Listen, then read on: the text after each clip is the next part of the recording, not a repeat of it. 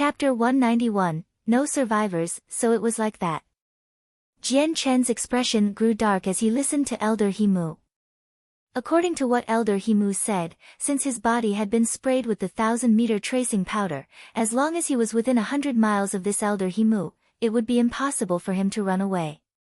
With this, Jian Chen's eye gained a killing glow as he didn't spare any more time to talk. The light wind sword appeared in his right hand as he suddenly flew toward the elder to stab him. The elder had a grin on his face as he watched Jian Chen's sudden movement. He had long anticipated this explosive start and immediately revealed a meter-long scepter in his hand to block Jian Chen's sword. Everyone forward. Be careful this time and don't let him get away again. Just as Jian Chen started to move, the other 20 great saint masters simultaneously bolted into action as they jumped at Jian Chen with their saint weapons ready to strike. The light wind sword exploded with sword chi as it enhanced the sharpness of the blade and enshrouded it in a hazy glow of light that masked its position. Next, the light wind sword disappeared in a flurry of shadows as a series of sword trials began to throw out sword chi everywhere. Bang! Bang! Bang! Bang! The sounds of metal clashing could be heard as the amount of sword chi from Jian Chen's sword spread over the earth and kicked up a cloud of dust. From the 20 great saint masters that moved at him, 8 of them waved their saint weapons in an effort to slash through the cloud of dust. The other 12 carefully readied their weapons in case Jian Chen ran away again. Just as the 8 great saint weapons cut through the cloud of dust, suddenly, a silver glow of light came from within at an incredibly fast speed. It almost seemed as if it were flying. By itself, it flew around the 8 men before disappearing from sight, leaving behind a small trace of blood on each their necks. At the same time, the 8 great saint masters suddenly grew stiff. The red line grew darker on their necks before all of a sudden a fountain of blood splurted out from their necks and they collapsed to the ground. The silver glow of light disappeared back within the dust cloud as Jian Chen ignored those great saint masters and ran straight for Elder Himu. Een! The light wind sword carried a strong amount of sword chi that whistled while moving through the air. The tip of the sword emitted a strange sound as it stabbed toward Elder Himu. Elder Himu had already been expecting Jian Chen's attack, and so at the most crucial moment, the elder's face maintained an impassive expression as he flew backward and turned his body to the side to avoid damage. At the same time, the scepter came up to block the sword. Ding! The scepter and the light wind sword collided together with a loud crash. Following the collision, Jian Chen immediately slid the sword down the scepter and slashed horizontally at the elder. PCH. The sharp tip of the light wind sword swiped against Himu's throat. Although he was a great saint master, under the might of Jian Chen's strength, he too had been killed. Suddenly, a large sword came from behind and slashed at Jian Chen's back. Jian Chen staggered a few steps forward from the sudden blow as a half-meter-long wound appeared on his back. A wave of blood violently surged from the wound and quickly stained his clothes a bloody red. Upon seeing the wound on Jian Chen, everyone's eyes brightened as they charged toward Jian Chen. Immediately a few of them flew toward Jian Chen with their saint weapons ready to slash at him. So you all wish to die, then I will help accomplish that for you. Jian Chen's face grew fierce as he felt the wound on his back. Not only did this wound bring about a huge impact on his fighting strength, but there wasn't much of his saint force left. If he wanted to run, then he would have to reveal his final trump card. Suddenly, a strong amount of sword chi started to flow from his light wind sword as it left his hand and became a streak of silver light that smashed against the 3 saint weapons attacking him. Ding ding ding, 3 sounds of metal hitting metal rang in the air as the light wind sword sped through the air quickly and smashed against each of the saint weapons. Immediately, all 3 saint weapon owners were sent staggering backward with pale faces as they stared in shock at the floating saint weapon. Already, a small nick could be seen on their saint weapons. Although it was a small wound, these 3 men all felt that this attack had been immense. Their own saint weapons had even been damaged. Since the saint weapons were linked to their owners, they would be able to feel an immense amount of damage from their weapons. Show! The light wind sword shrieked as it traveled through the sky toward the men at the front with an inconceivable speed that couldn't be seen. Under the control of Jian Chen, the light wind sword dodged the saint weapons of the 20 men and struck at their throats. PCH. PCH. PCH. In a single moment, there were 7 corpses with a single wound on their neck. At this, the remaining men all had a surprised look on their faces as they brandished their weapons in order to block Jian Chen's sword. Bastard! What kind of attack is this? How can a sword fly by itself at such a fast speed? Blocking another strike from the sword, a rapidly paling elder couldn't help but curse out loud as he clenched his saint weapon. Despite his attempts to block the sword, he had already received a few minute wounds. After seeing the light wind sword fly by itself in mid-air, everyone had a shocked expression on their faces as they watched this inconceivable event. Against Jian Chen's spirit sword, the other great saint masters didn't even have enough time to breathe before a few of them had quickly died. On the ground, there were already 20 victims who had died by a strike to the throat. At this moment, the remaining great saint masters were all frightened. Without any more care, they all began to quickly escape from Jian Chen at full speed. Among them was the Wind Saint Force Great Saint Master who had enveloped himself in his cyan-colored Saint Force and quickly traversed 100 meters away. Show! Jian Chen didn't plan on letting them go. The light wind sword disappeared in a streak of light as it chased after the Wind Saint Force Great Saint Master. In the end, even he too fell victim to a slash to the throat. After killing him, the light wind sword immediately turned around and chased after the remaining people. The speed at which the light wind sword was moving was incomparably fast.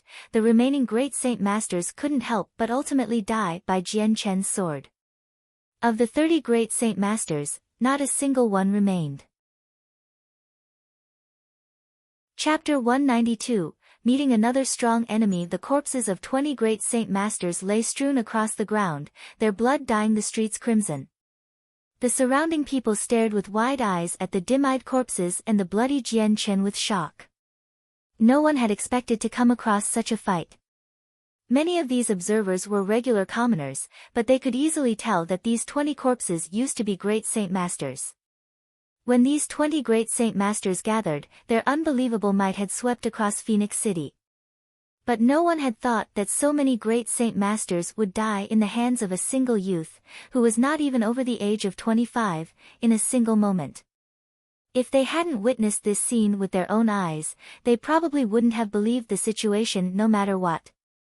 But despite what they had seen, many of them still couldn't believe it and thought it to be an illusion, rather than reality. The scene was just that hard to believe. Jian Chen's eyes slowly wandered to the 20 bodies on the ground, his breathing still erratic. After so many battles in such a short amount of time, his saint force had taken a huge loss, causing him to feel exhausted. Jian Chen knew that staying here wasn't wise. The Class 5 magical beast had attracted many people to Phoenix City, and made the situation very chaotic. Although there were some people with decent strength on the surface, Jian Chen was more afraid that some mercenary groups and strong wayfarers target him from the dark. After all, Jian Chen was heavily injured and was no longer in his peak state. In addition to the enticing allure of a Class 5 monster core and a battle skill, this chance could tempt anyone. Now that he had finished this test and killed multiple great saint masters with his spirit sword, his spirit had been greatly diminished to his current state. Right now, Phoenix City was even more dangerous than the countryside. Then, Jian Chen's eyes accidentally landed on the great Saint Master's space belts, and his eyes lit up. Immediately using the light wind sword to pick at the space belts, he quickly collected all of them from the corpses, but what made him happier was that while taking the space belts, he had discovered 3 space rings. It was not an exaggeration to say that space rings were even more precious and useful than space belts. Space rings in the Tianyuan continent were symbols of status and strength, unlike space belts. No matter how extravagant the space belt was, space belts were of an inferior grade and were incomparably weaker than a space ring. After the 20 space belts and the 3 space rings were collected, Jian Chen didn't waste any time on the remaining people still watching him, and immediately left the area.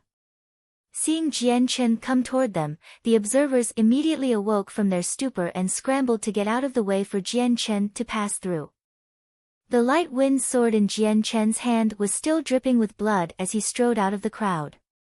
His presence was so terrifying that anyone within his vicinity hurriedly scrambled away as far as possible. Despite Jian Chen's young appearance, nobody dared to underestimate him. It was only when Jian Chen arrived at a Class 1 magical beast mount that he stopped. Taking out a few purple coins, he handed it to the owner and spoke coldly, "Sell me your mount."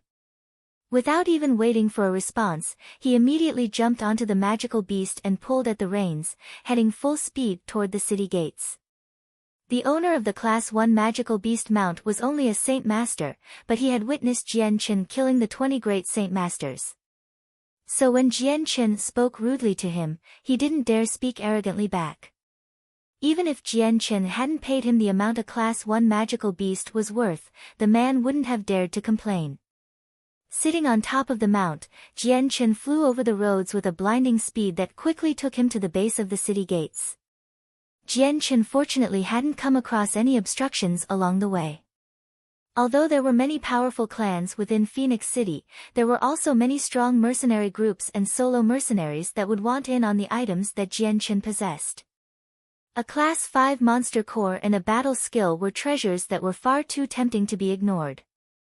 However, after realizing that 30 great Saint Masters had met their deaths at the hands of this person, they felt as if a bucket of cold water had been dumped on their heads, and they immediately renounced their plans to fight him.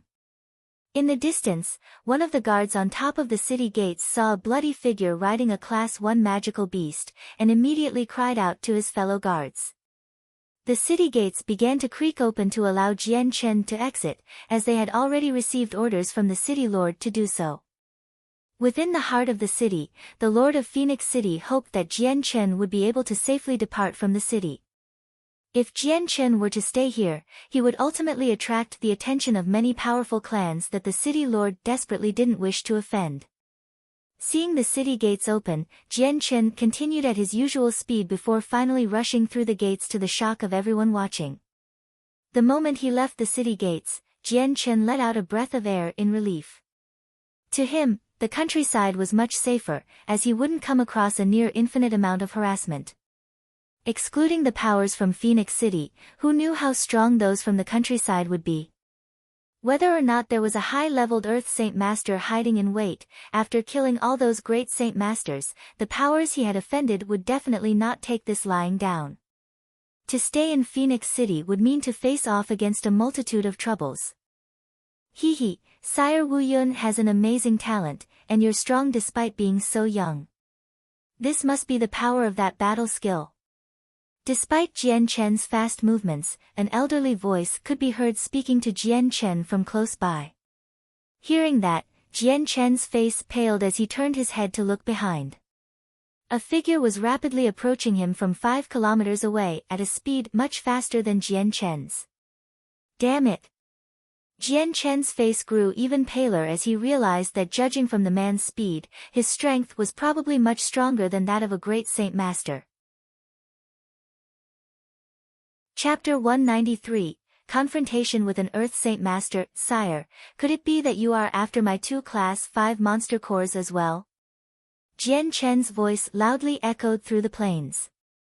Ha, while a Class 5 monster core is truly precious, I have no interest in it. Wu Yun, I desire your battle skill, give it to me, and I won't trouble you anymore. The elder called back to him from behind, his voice was loud and clear. In just the time it took to take 2 deep breaths, the elderly man, who was 5 kilometers behind Jian Chen, was now 4 kilometers behind him. Seeing the elder's terrifyingly fast speed, Jian Chen's face grew serious as he threw away his hesitation. He leapt off of his mount and began to run. Although this would use his saint force even faster, riding a magical beast was much slower than running. If he were to continue to ride the magical beast, then this elder would catch up to him eventually. Jian Chen continued to run at full speed despite feeling the intense burn of the wound on his back from earlier. As his heart twinged in pain, his muscles also throbbed, causing his face to grow even paler. On his forehead, droplets of sweat began to form. If it were just a simple slash on his back, Jian Chen wouldn't feel so anguished. However, now that his body was moving so violently, the wound on his back was constantly being forced to tear and stretch, causing wave after wave of pain to test his nerves. Jian Chen couldn't help but feel the pain from his back wounds as he ran forward as fast as possible. Although he hadn't fought with this elder yet, he had a feeling that this man would be unprecedentedly dangerous. The elder behind him was undoubtedly strong beyond belief. Seeing Jian Chen run even faster, the elder chasing him couldn't help but sneer, "Wu Yun, you are only wasting your energy, you cannot escape me." With that, the elder began to speed up as well and flew closer to Jian Chen. 4 kilometers. 3 kilometers. 2 kilometers. The elder was unbelievably fast. In a short moment, he had shortened the distance from 5 kilometers to a single kilometer. Even with Jian Chen going as fast as he could, this was not enough to throw off the elder. With so much Saint force being used to aid his escape, he was already at a critically low level. Finally, the elder was less than 500 meters away from him. In the end, Jian Chen could only stop and turn around to confront the elder. Seeing Jian Chen stop, the elder slowed down his pace as well, before stopping 20 meters away. His face still had a kind smile, but his eyes were full of a curious yet surprised color as he looked at Jian Chen. "Ah, Wu Yun probably isn't your real name, but that is of no importance to me. However, being able to kill 30 great Saint Masters with only the strength of a peak Saint Master really astonished me." The elder's face had a small smile on it. Hearing the elder's kind voice, Jian Chen's brows furrowed. The sound of his voice was vaguely familiar, but he had no idea where he had heard it from. Then, a moment of realization flashed within Jian Chen's mind as he suddenly recalled a person. He said in a low voice, "Elder, if my guess is correct, you are from the Harito clan in Lust City." Jian Chen had a deep impression of the Harito clan, as they were one of the top 10 clans that had appeared within the Heavenly Phoenix auction house. The Harito clan was the clan that had purchased the first-class 5 magical beast body without being contested for it. In the end, the Harito clan had only spent 10,000 purple coins for a single magical beast body. From that moment, Jian Chen knew clearly that the Harito clan had a terrifying amount of power. At the very least, even the clans far away from the Harito clan were afraid of the hegemon that was the Harito clan. The elder nodded his head. "That's correct. This old man is a part of the Harito clan.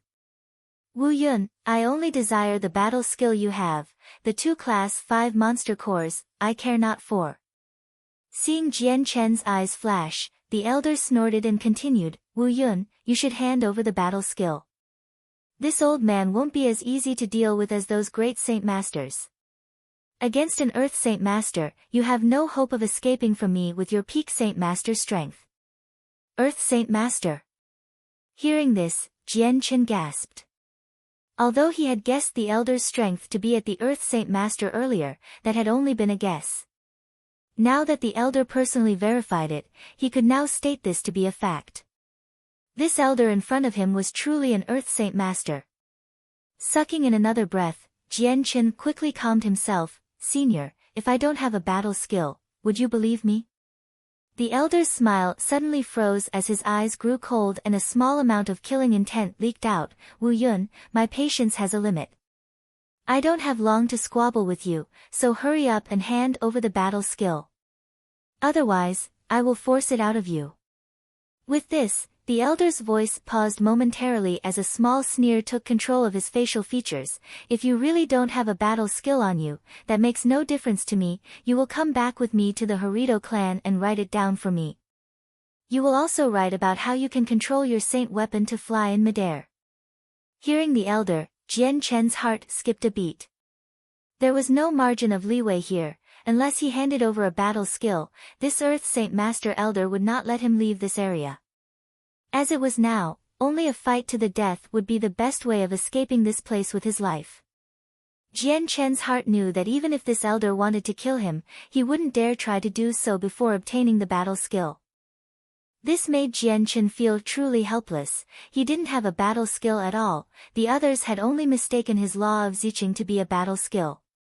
Having reached a decision, Jian Chen didn't hesitate any longer. His legs abruptly pushed off the ground, quickly sending his body flying backwards. Recognizing Jian Chen's actions, the elder had a face of disdain on it as he too, simultaneously flew toward Jian Chen's direction, with both of his hands stretching out toward Jian Chen's neck. The light wind sword instantly appeared in Jian Chen's hand. Against this Earth Saint Master, Jian Chen couldn't hold back. He would have to use his hidden trump card, the Spirit Sword. The light wind sword became a silver flash of lightning. An ear-piercing shriek split through the air as it pierced towards the Earth Saint Master. Chapter 194, Falling from a Cliff. Highlight above for chapter title. Like I said, this old man will not be as easy as those great Saint Masters. Seeing the light wind sword fly at him, the elder's face sneered. His hands that were previously heading toward Jian Chen moved directions and slapped against the sword. Pa! The elder's palm slapped firmly against the sword, causing it to veer away 10 meters in a perpendicular direction. At the same time, the elder's face had an expression of shock as he looked at his palm only to see that the light wind sword had caused several cuts that filled his palm with blood. Seeing the injuries on his palm, the elder became distracted and had a look of disbelief. With another deep breath, he stared at Jian Chen with another curious look, but before he could say anything, the light wind sword that had been knocked away came flying back at the elder with a lightning-fast pace. The elder's face changed once more as he swayed his body to dodge 3 meters to the side. The light wind sword itself had merely stabbed through the position where he last was. Suddenly, the light wind sword immediately made a revolution as it passed by the elder and flew straight back at the elder's new position. The glare in the elder's eyes intensified as his hands filled with a blue-colored saint force as a hammer appeared. The steel hammer wasn't large, it was roughly the size of an adult human's chest. It was covered with blue-tipped barbs with a 2-foot handle that had a strange pattern engraved on it. The elder waved his hammer and smashed it against the light wind sword. Ding! The steel hammer smashed against the light wind sword with a tremendous force that caused the sword to fly far away with a large sound. At the same time, Jian Chen let out a small grunt from his throat as his already pale face lost even more color, resembling a piece of paper in whiteness. Wu Yun, I'll ask you one last time. Hand over the battle skill. The next time you fight me, I will not hold back. The elder glared firmly at Jian Chen as he spoke. In actuality, the elder wasn't sure if there really was a battle skill on Jian Chen. So in the beginning, he didn't dare try and kill Jian Chen since he knew that as long as Jian Chen was alive but wasn't willing to hand over the battle skill, he could still force him back to the clan where they could force it out of him. If he were to kill him, then there would be no chance of retrieving the battle skill. Jian Chen stared back at the elder and bit his lip with anger. Harito clan, I will remember this, do you dare tell me your name? The elder sneered with disdain at Jian Chen's words. What? You still wish to seek revenge? For someone who hasn't even reached the great Saint Master level to want to take revenge on my Harito clan, you are an imbecile. To think you want to know my name, then there's no harm in telling you. Remember this old man is called Yen Kaiser. Yen Kaiser. I will remember this. Jian Chen spat venomously. Just as he finished speaking, the light wind sword finally came back straight toward the elder once more. Seeing that Jian Chen had no plans to hand over the battle skill, the glow in the elder's eyes grew cold as he finally lost his final shred of patience. The hammer in his hands exploded with a blue-colored saint force as he brought it down onto the light wind sword to smash it. Just as the light wind sword and the steel hammer were about to make contact, the light wind sword's trajectory suddenly made an inconceivable turn almost as if it was a python. Avoiding the hammer, the light wind sword flew straight toward the elder's throat. At the same time, Jian Chen flew forward like a bullet shot out of a rifle as he continued to run away. An insignificant achievement. The elder sneered as he brought the hammer back to block the light wind sword. He brought his entire body to the side half a meter and allowed himself to dodge the sword. In this small moment, Jian Chen had already moved 50 meters away before using his spirit to call the light wind sword back to his hand. Seeing Jian Chen already 50 meters away, the elder's eyes finally released a large amount of killing intent. A mere Saint Master was nothing more than a weak ant in comparison to an Earth Saint Master, a person who he couldn't be bothered to look at in the eye. Seeing that this ant of a person was running away, this was a disgrace. When I capture you, you'll be begging to die. The elder cried out as he chased Jian Chen. The speed of an Earth Saint Master was faster than that of Jian Chen. In a short moment, 50 meters of distance had been shortened down to 20 meters. Then, Jian Chen threw the light wind sword in his hand back at the elder with a stunning speed. Regarding this attack of Jian Chen, the elder had the strength of an Earth Saint Master, but he still didn't dare disregard it anymore. His body swayed to the side and dodged the sword, but with that action, his speed had been slowed briefly. The light wind sword turned around in midair and shot straight at the elder once more. The elder had a look of anger now. The steel hammer in his hand burst with saint force as he slammed the hammer down behind him to break the light wind sword. The light wind sword changed directions once more to avoid the elder's blow. Bang! The strength behind the elder's blow was tremendous, and since he was unable to recall the hammer, the weapon struck against the ground firmly. The accumulated saint force within the weapon exploded out and left a 2-meter-wide crater in the ground. Jian Chen recalled his light wind sword and continued on. Afterward, Jian Chen would repeat this process. As he ran forward, he would control his sword so that it would delay the elder's forward progress. This continued for almost 2 hours up a large mountain, but ultimately, Jian Chen had no other option but to stop since he had reached the edge of a cliff. After this wild dash to escape along with using his spirit to delay the elder with his sword, Jian Chen was utterly exhausted. If it were not for his tremendous willpower to support him, he would have long since collapsed. After all, using the spirit sword consumed a large amount of his energy. Right now, Jian Chen's clothes were already wet with his sweat and the back with his blood. Because of this waste of spirit, Jian Chen was beginning to feel dizzy, almost as if he hadn't slept for a week. At the moment, he wanted nothing more but to sleep. Damn it all, this is a cliff.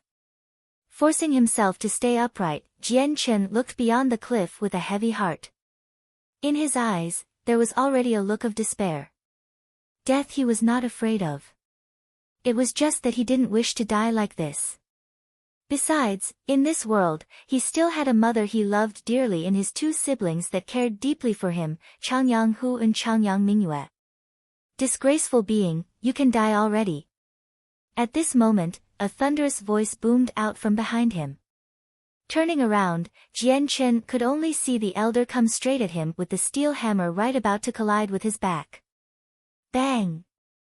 Since Jian Chen was utterly exhausted, he had no energy to dodge the elder's blow. In the end, he could only be sent flying over the cliff and into the abyss below. Seeing Jian Chen disappear from sight, the elder's face suddenly became blank. The anger in his head suddenly cleared away as he gained clarity over his situation. At this moment, he had finally taken notice of the steep cliff side in front of him. There was a cliff here. I hit him down the cliff. It's over, my battle skill. Seeing the terrain below, the elder's expression turned remorseful. Chapter 195, Escaping from Calamity. Jian Chen lifted a heavy eyelid, only to see the blurry figure over him start to clear up. The very first thing to register in his mind was the earthen color of a roof tile over his head. There was a crack on this tile and it had cobwebs with spiders crawling all over. They were enjoying the insects that had stumbled into their webs. Jian Chen ignored the movements of the spiders as he turned his head to look around himself. All he could see was the interior of the room he lay in with a few dark, shadowy spots. However, he could still make out the small arrangements in the room. The room was rather simple in terms of arrangements. Aside from the decades-old wooden table and stools, there was nothing else. On the floor, if it wasn't covered by slabs of marble, there were patches of earth to make up the rest of the ground. What is this place? Seeing the environment he was in, Jian Chen grew suspicious despite being so tired. Immediately becoming aware of the pain in his head, the memories of what had just happened to him before he fell immediately came crashing into his mind like a tidal wave. Jian Chen could remember that he had been sent flying down the cliff by the Earth Saint Master. He landed in a body of water below and lost consciousness there, but what happened after, he had no idea. I didn't die, so I must have been saved by someone. Jian Chen quickly came to a conclusion with a small wave of happiness. At first, he had thought that he had died. He had not expected to live after falling down the cliff. The Harito clan and the other clans that attacked me in Phoenix City, Jian Chen, will not forgive this. The memories continued to flow into Jian Chen's head as a furious hatred empowered the glow in his eyes. Both of his hands clenched tightly as he repeated the names and committed them to heart. As Jian Chen stretched his body, a wave of pain came coursing through his body and he couldn't help but let out a small grunt of pain before turning pale. As the pain passed, Jian Chen took in a deep breath. As he lay on the bed, he focused on his body and realized he was only wearing some simple clothing. Other than that, he could also feel that all of his wounds on his body had been bandaged up. Then Jian Chen's eyes landed on his waist and came to a startling realization: his space belt was missing. Where is my space belt? Jian Chen began to panic a bit. All of his belongings, including the Bai clan heirloom given to him by his mother and the space ring given to him by his father, were inside it. He also had tens of thousands of purple coins stored within his space belt. If he were to lose his space belt, then his life would be gone as well. Plus, the space belt also had his Class 4 and Class 5 monster cores. Those were the most crucial things for his cultivation. Jian Chen's panicked eyes spread all over the room as he tried to scan for his space belt. However, he was only greeted with disappointment as he couldn't find a single trace of the space belt. Before he could think any further about his space belt, a pair of footsteps could be heard walking toward his room. The wooden door slid open as a short pants-wearing man walked in. The man had a simple look to him that made him seem rather average. As the middle-aged man strode into the room, he looked at the awake Jian Chen with a smile. You've finally awakened. You've been asleep for 2 whole nights. If it weren't for the fact that you were still breathing, I would have thought you were dead. Jian Chen looked at the man and asked, "Where is my space belt?" Seeing the frantic expression on Jian Chen's face, the man laughed gently before walking to the adjacent side of the room where a cupboard was. Reaching out to open it, he took out an ordinary-looking space belt and walked back to Jian Chen. "Your space belt is right here. Youngster, don't worry, I have not touched your items at all." He then slid the space belt toward him. Taking the space belt back, Jian Chen immediately looked over his things before realizing his more important things hadn't been touched and sighed in relief. Looking back to the man, Jian Chen had a softer expression as he spoke, "Are you the one that rescued me?" The man sat down on a stool by Jian Chen's bed and laughed. 2 days ago, I went to the river to fish, only to see your bloody body float on by. Since you weren't dead, I just had to bring you back. This one thanks you for saving me." Jian Chen had an extremely grateful look as he spoke with pure honesty. The man nodded his head, "No need to thank me, youngster. You truly have a tremendous willpower. Seeing the heavy wounds on you, I surely thought you would be dead.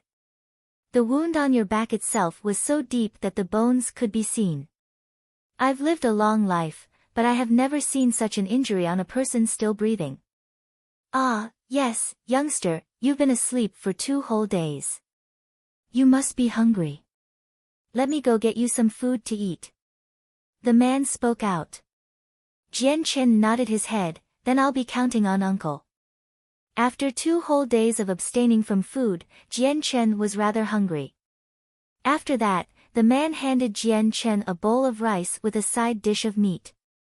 After eating, the hunger in Jian Chen's stomach was satisfied. Still, he felt tired, so the man left him to sleep. After the man left, Jian Chen closed his eyes and slowly tried to regain the spirit that he had used up. When he was chased by the elder, Jian Chen's spirit sword had taken up an extreme amount of his spirit. Although he had 2 days to rest, Jian Chen had only recovered a minimal amount. It was nothing major at all. Right now, he needed to recover an optimal state of spirit before he could use the light saint force to heal. As Jian Chen recovered his spirit, the man came to visit a few times. However, when Jian Chen slept, he disturbed him no more. Quickly, night came as Jian Chen lay in that bed for over 4 hours without moving at all. Until the next morning, Jian Chen could only close his eyes and try his best to recover his spirit. After an entire night of recovering, the amount of spirit he had recovered was about 80% of normal.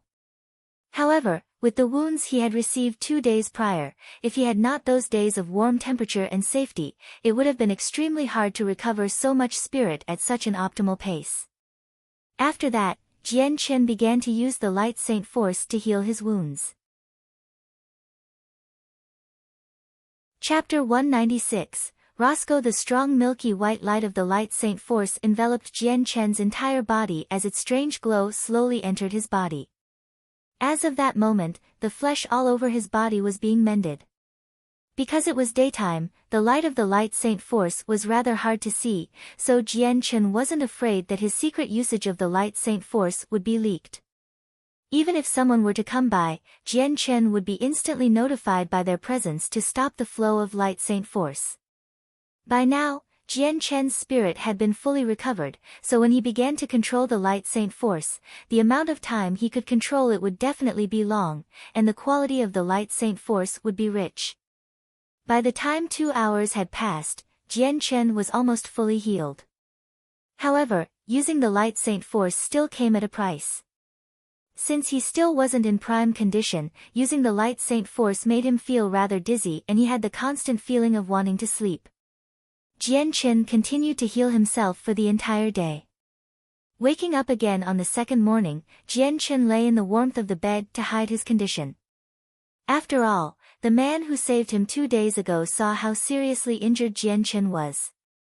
If he were to find out his current condition, then the nature of Jian Chen's light saint force would definitely be revealed to him. Even with the help of medication, a serious wound like the one Jian Chen had received would definitely take longer than 2 days to heal. For that reason, Jian Chen refused to get off the bed and hid his body underneath the covers. As long as he kept his secret hidden, then no problems would occur. He knew that Radiant Saint Masters were rare within the Tianyuan continent. If this secret was revealed, then he would be constantly troubled by people. Laying in the bed, Jian Chen silently healed with the use of his light saint force. For the past 2 days the man had given him some herbs to help heal him, but currently, he was all out of saint force. The sword within his dantian had been reduced to a darker version as well. Quickly, the afternoon came and Jian Chen could smell the fragrant scent of a meal wafting into the room. Creak. At that moment, the wooden door to the room slid open and the middle-aged man walked into the room, stopping only by the bed. Seeing the shut-eyed Jian Chen, the man let out a breath of air and muttered, "Ai, he's been asleep for another 2 days without waking up to eat even once. Even with injuries this severe, I'm not too sure how long he'll last. It's truly unfortunate that this poor village isn't able to find any stronger medication." The man shook his head helplessly before walking back out of the room. "Uncle!" Suddenly, a weak-sounding voice called out from behind. The man went rigid before whirling around to look at Jian Chen and called out joyfully, "Kid, you've finally awakened. After falling unconscious again, I was afraid you'd never wake up again." Hearing that, Jian Chen smiled, "This one is sorry, I've let Uncle worry." "No worries. As long as you are awake, everything is fine. At the very least your life is still well and safe." "That's right. You haven't eaten in 2 days, I'm sure you're hungry. Let me bring you something to eat." With that, the man turned and walked out of the room once more. Quickly, a hot bowl of rice with a plate of meat was presented by the man. We are only in a small mountainside village, so the best we can normally get is the meat of the wild beasts we find in the mountains. Since you're injured, it's best for you to eat some meat to properly heal your body. This one thanks uncle greatly. Jian Chen slowly climbed up from the bed. Upon seeing his movements, the man instantly started, "Hey! Don't move. You're injured and moving will only make it worse." With that, his hands put down the meal on the table and went over to support Jian Chen. Jian Chen smiled, "Although I am injured, after 2 days of resting, my health has been stabilized. Moving just a little bit is no problem now." Seeing how Jian Chen didn't have a problem sitting upright slowly, the man had a look of admiration on his face. "Youngster, your strength is surely that of a decent standing to be able to sit up so soon after such a grievous wound." Jian Chen looked at the man with a deep look. "Uncle, it would appear that you are quite strange yourself. I assume you once traveled the continent before as well." "AI." The man let out a breath of air as if Jian Chen's words had struck a heavy blow. His face had taken on a sad expression. After a moment of silence, the man spoke once more. "To be truthful, 10 years ago, I too was a mercenary at the middle Saint Master level. I traveled with a few brothers that suffered fire and rain with me, but one day while transporting some precious cargo, we encountered a bandit group that changed my life forever. That group of bandits was truly strong. After a fierce battle we drove off the bandits, but our side had paid a heavy price. My saint weapon had been destroyed by a stronger bandit, and although I didn't die, I had lost my ability to cultivate and the entirety of my strength. I was nothing more than a cripple, thus, I came to this village to isolate myself from the world." Hearing that, Jian Chen went silent as well. He could fully understand the emotions within the man's heart. To go from a mercenary that traveled the Tian Yuan continent to becoming a cripple that couldn't cultivate, this was a cruel torment that even the most ambitious would rather die than to live and suffer. With that, Jian Chen continued to chat with the man while eating. As they talked, Jian Chen learned of the man's name, Roscoe. Roscoe was about 40 years old this year. Ever since he had his saint weapon shattered and became a cripple, he arrived at the village and married himself to a woman of a close-by village. They then gave birth to a son and daughter who were both 10 years old. After that, Jian Chen had come to live temporarily within their house. However, he didn't mention that his wounds were now completely healed, so he lay in bed for the entire day. Roscoe would leave him be, letting him rest for the most part. Though, in secret, Jian Chen would sit upright and continue to refine his saint force. Although Jian Chen had spent many days refining his saint force in Phoenix City, he still hadn't completely gotten rid of the side effects from using the monster cores to cultivate. In the blink of an eye, Jian Chen had been a resident of the village for half a month. In that half-month, Roscoe had grown to respect Jian Chen and would often let him rest except to bring him a meal 2 or 3 times a day. Chapter 197, Small Mountain Village. 10 days later, Jian Chen could finally leave his bed and stand on the ground. Looking down to observe the clothing he had been wearing, he noticed that this had to be what Roscoe normally wore, as it was rather big on Jian Chen. Taking out a new set of clothing from within his space belt, he removed Roscoe's old clothing and immediately put on the new set. Then with a dumbfounded expression, he had finally realized something had happened to his skin. His normally pale skin was no longer white anymore. It had once more turned a red colored like when the 1000 immunity had first advanced a step. It was a strange sight to behold. Seeing the color of his skin, Jian Chen was still for a moment. With such a strange sight like this, even after experiencing it once for a brief moment, Jian Chen was still confused. After that, Jian Chen shook himself awake and thought about all relevant information he had obtained. The anti-venom from the silver-striped golden snake should only turn my skin red again for a moment after it finally fuses together. Could it be that while I was resting for these 10 days, the 1000 immunity finally reached a perfected state? Jian Chen thought to himself with some happiness. From the time he had absorbed the anti-venom from the blood of the silver-striped golden snake until now, a year had passed. His 1,000 immunity had finally reached a perfected state. Right now was the moment he could finally say he had the 1,000 immunity. From this moment on, I no longer have to fear any other venomous toxin I might come across as long as it doesn't outrank the silver-striped golden snake in toxicity. Jian Qin thought happily. Throughout the entire area of the Tianyuan continent, the toxin of the silver-striped golden snake could be regarded as one of the most poisonous. Everyone knew how toxic it was in nature, and there weren't many other toxins that could beat it and thus were even rarer to come across. According to the books, after reaching a perfected state, the 1,000 immunity will turn the skin red for a month before returning back to its original skin color. But the books didn't say that my skin would become this red. Jian Qin muttered to himself. It was a shame that he didn't have a mirror, otherwise he would have been able to see how red his face had become. After changing into a new set of clothes from his space belt, Jian Qin folded the clothes from Roscoe and placed them on the side of the bed before walking out.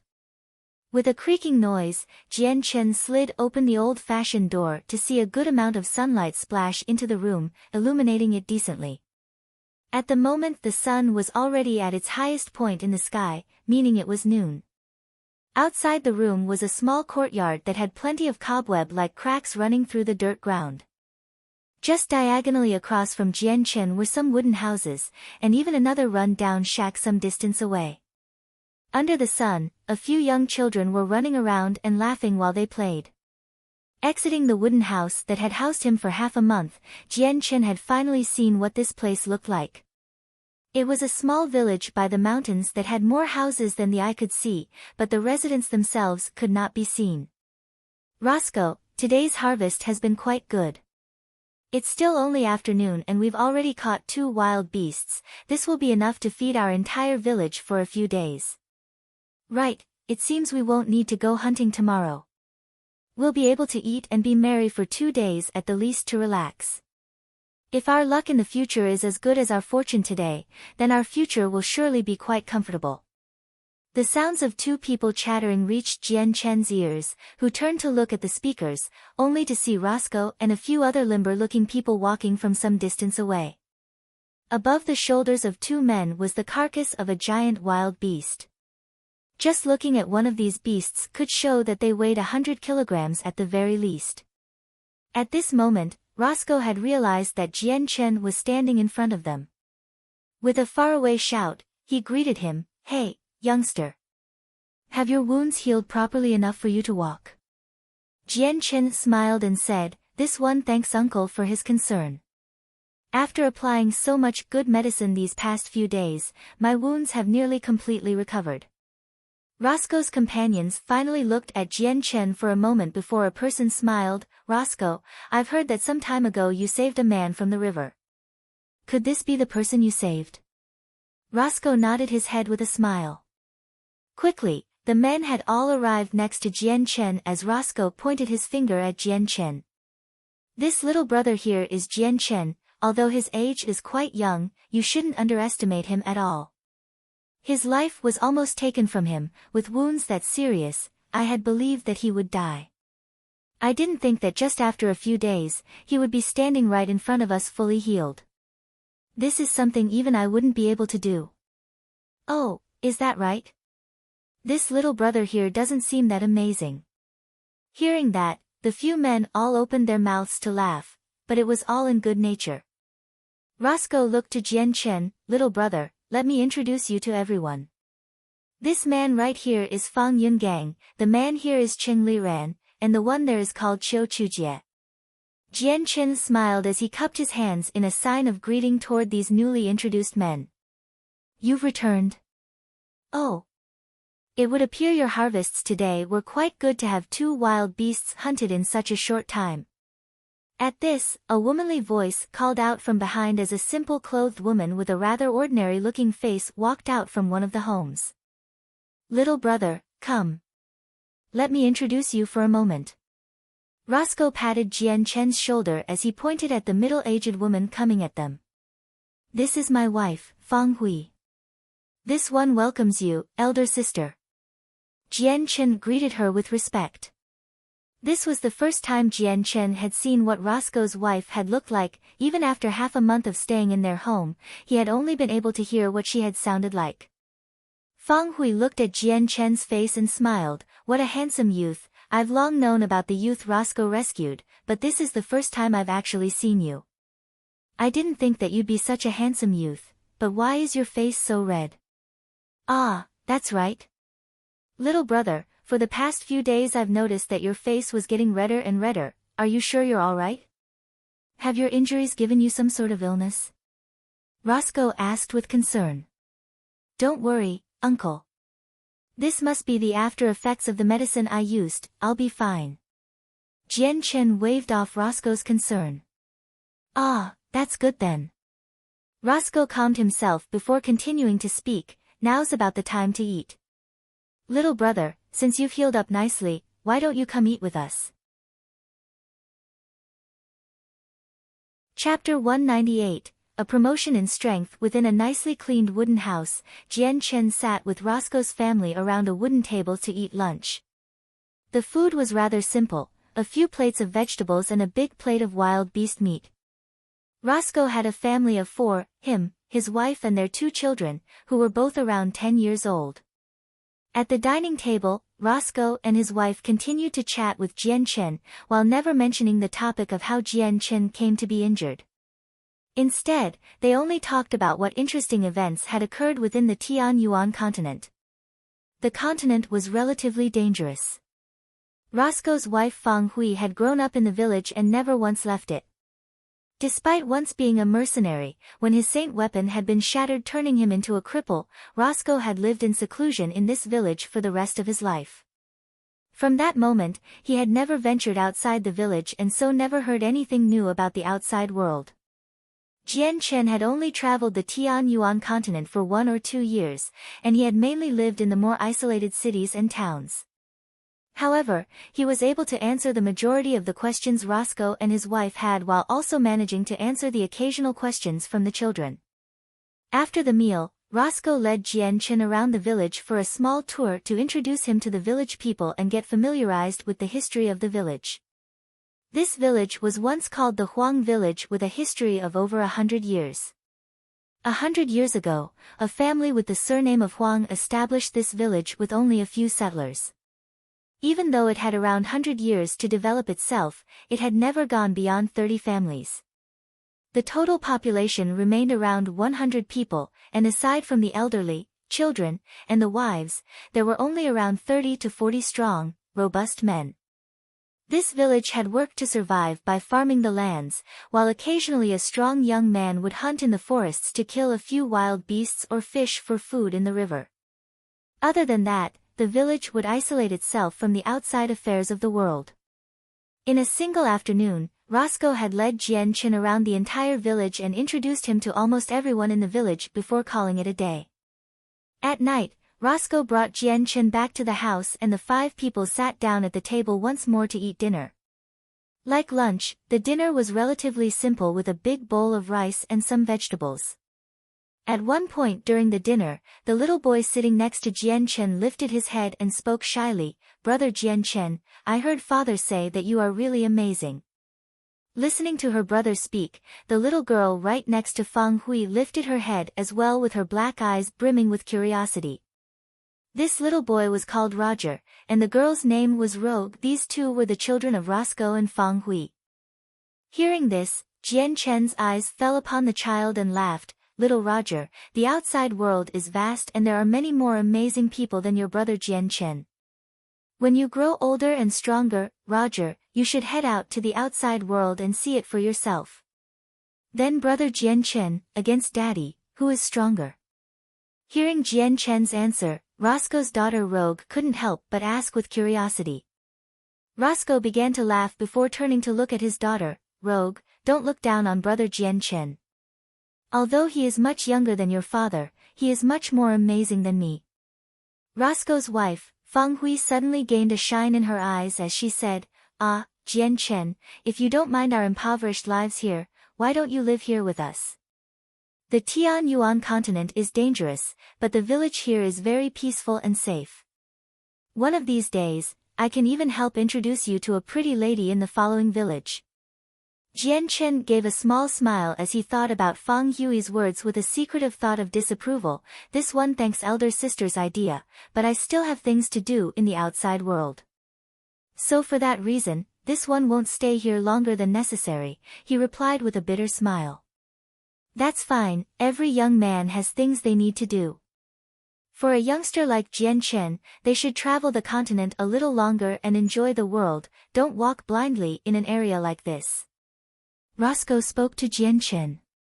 He had traveled the world as a mercenary himself, so he knew how Jian Chen felt about this idea. Fang Hui glared at Roscoe with a disappointed look.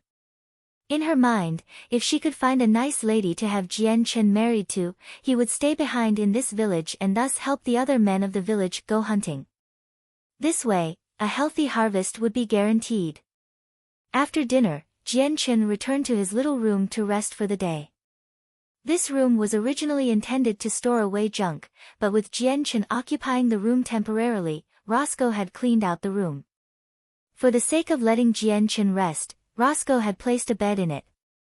Closing the door to his room, Jian Chen sat cross-legged on his bed and took out a few Class 3 monster cores from within his space belt to cultivate. Before the half-month of rest, Jian Chen had done his best to remove any of the hidden dangers in his body. After that, he was now once again free to try to improve his strength without needing to worry about increasing his strength far too fast or that the berserk elements from the monster cores adding to the hidden dangers. Jian Chen continued to absorb the energy from within the monster cores at a terrifying speed. The moment it entered his body, the berserk elements within the energy stream were immediately absorbed into the cyan and purple glows within his dantian along with a good amount of the energy. Perhaps it was because Jian Chen was taking the energy within the monster core at an even faster and more efficient rate than before, but the dantian was also absorbing the energy at a larger rate than before as well. At the current moment, Jian Chen could take in about 10 to 20% of the total energy within the monster core, compared to the past 1% when he was a regular saint. Right now, Jian Chen urgently wanted to improve his strength so that it would reach that of the great saint master level. For the next couple of days, Jian Chen didn't leave his room and continued to cultivate. Though he would leave to eat meals every 2 or 3 days with the family, since he was a saint master now he didn't need to eat every day like the average person. Chapter 199, Another Breakthrough in the blink of an eye. Jian Chen had spent at least an entire month in Huang Village. In that month, Jian Chen had rarely walked out from his room, choosing to spend the entire day within his room to cultivate in peace. Every 2 or 3 days, sometimes every 4 days, he would eat some meals with the family. But other than that, he remained indoors and after finishing his meal, he continued his cultivation. Heading out into the village itself was even more rare. After spending half of the month in cultivation, Jian Chen's saint force had been readily increasing in strength at the expense of going through multiple monster cores quickly. However, he still had an ample sum of Class 3 and 4 monster cores along with the monster cores from the space belts of the great saint masters he killed back in Phoenix City. With so many monster cores, he wasn't afraid of running out of them. There were still 2 Class 5 monster cores within his space ring as well, which were better than over 100 Class 4 monster cores. This large amount of monster cores would definitely help bring him to the Great Saint Master realm. Right now, Jian Chen was at the very peak of the peak Saint Master level. The only thing preventing him from making it to the Great Saint Master level was a frail boundary. At this final juncture, Jian Chen didn't dare to stop cultivating. Opening his eyelids, there was a calm look in his eyes with only a small tint of emotions. It would only take another month before he could break through. It was a shame that the hidden dangers in his body before had delayed his breakthrough. As soon as he broke through to the Great Saint Master level, taking revenge on the Tianxiong clan in Wake City would be possible. Taking in a deep breath, Jian Chen calmed his body and took out another dozen Class 4 monster cores from within his space belt and placed them between his legs for his cultivation needs. Because he was at a critical point before the breakthrough, the amount of energy he needed was absolutely massive. At the same time, he wouldn't have time to constantly take out monster core by monster core from his space belt, so he would need to have a large amount of them on hand. With all preparations done, Jian Chen held a class for monster core in each of his hands as he closed his eyes and entered a state of meditation. Closing his eyes, another day again passed for Jian Chen. The next afternoon, Roscoe sat with his wife and children at the table eating lunch.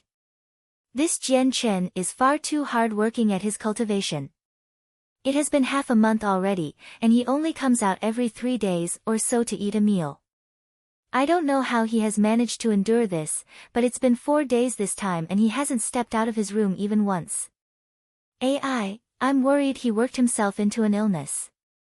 Fang Hui looked at the closed door to Jian Chen's room with a look of worry on her face. Roscoe laughed at her words. Fang you've never come into contact with Saint Force, but it is an incredible yet mysterious force.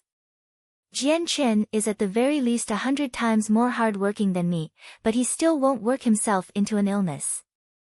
As for not eating, that doesn't need to be said either. On the Tianyuan continent, the stronger experts could go 10 days without eating a meal with no problem. I myself would occasionally go without a meal with my comrades for 5 days and still be able to fend off the bandits with the ferocity of a dragon and the vitality of a tiger. Fang Hui stuck her nose up in disdain. You are you, and Jian Chen is Jian Chen. Don't forget that time was when you were 30 years old. Jian Chen is only a 20-year-old youth with a physically weaker body. In what way can his body compare to your stature at that time? Roscoe let out a sigh and replied, Fang you've never walked the continent, so you won't know how this works. Let me explain this to you. A person's strength is not determined by how old a person is. A few men with talent but no hard work could condense their saint force into a saint weapon after a lifetime, and a few men with the talent and even the resources may never be able to reach a high level. Take our Huang village for example. After over 100 years, the strongest person in the village has only been a great saint at the most. Many of the academies within the Tianyuan continent have standards in which a great saint is the minimal level for graduation at the very least. There's even many men that aren't even at the age of 30 that have the same level of strength as our village head. Fang Hui nodded her head as if she understood. Although what you say seems right, Jian Chen's strength can't be said for certain, he is still far too young.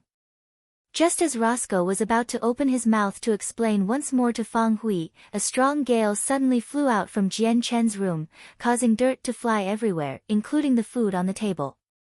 Crap, how could there suddenly be a large gust of wind? Roscoe cried out before bounding to the door to close it. Woo! Woo, Dad, Mom, my eyes has dirt in it, I can't see. Rogue buried her face in her hands and began to cry out with tears.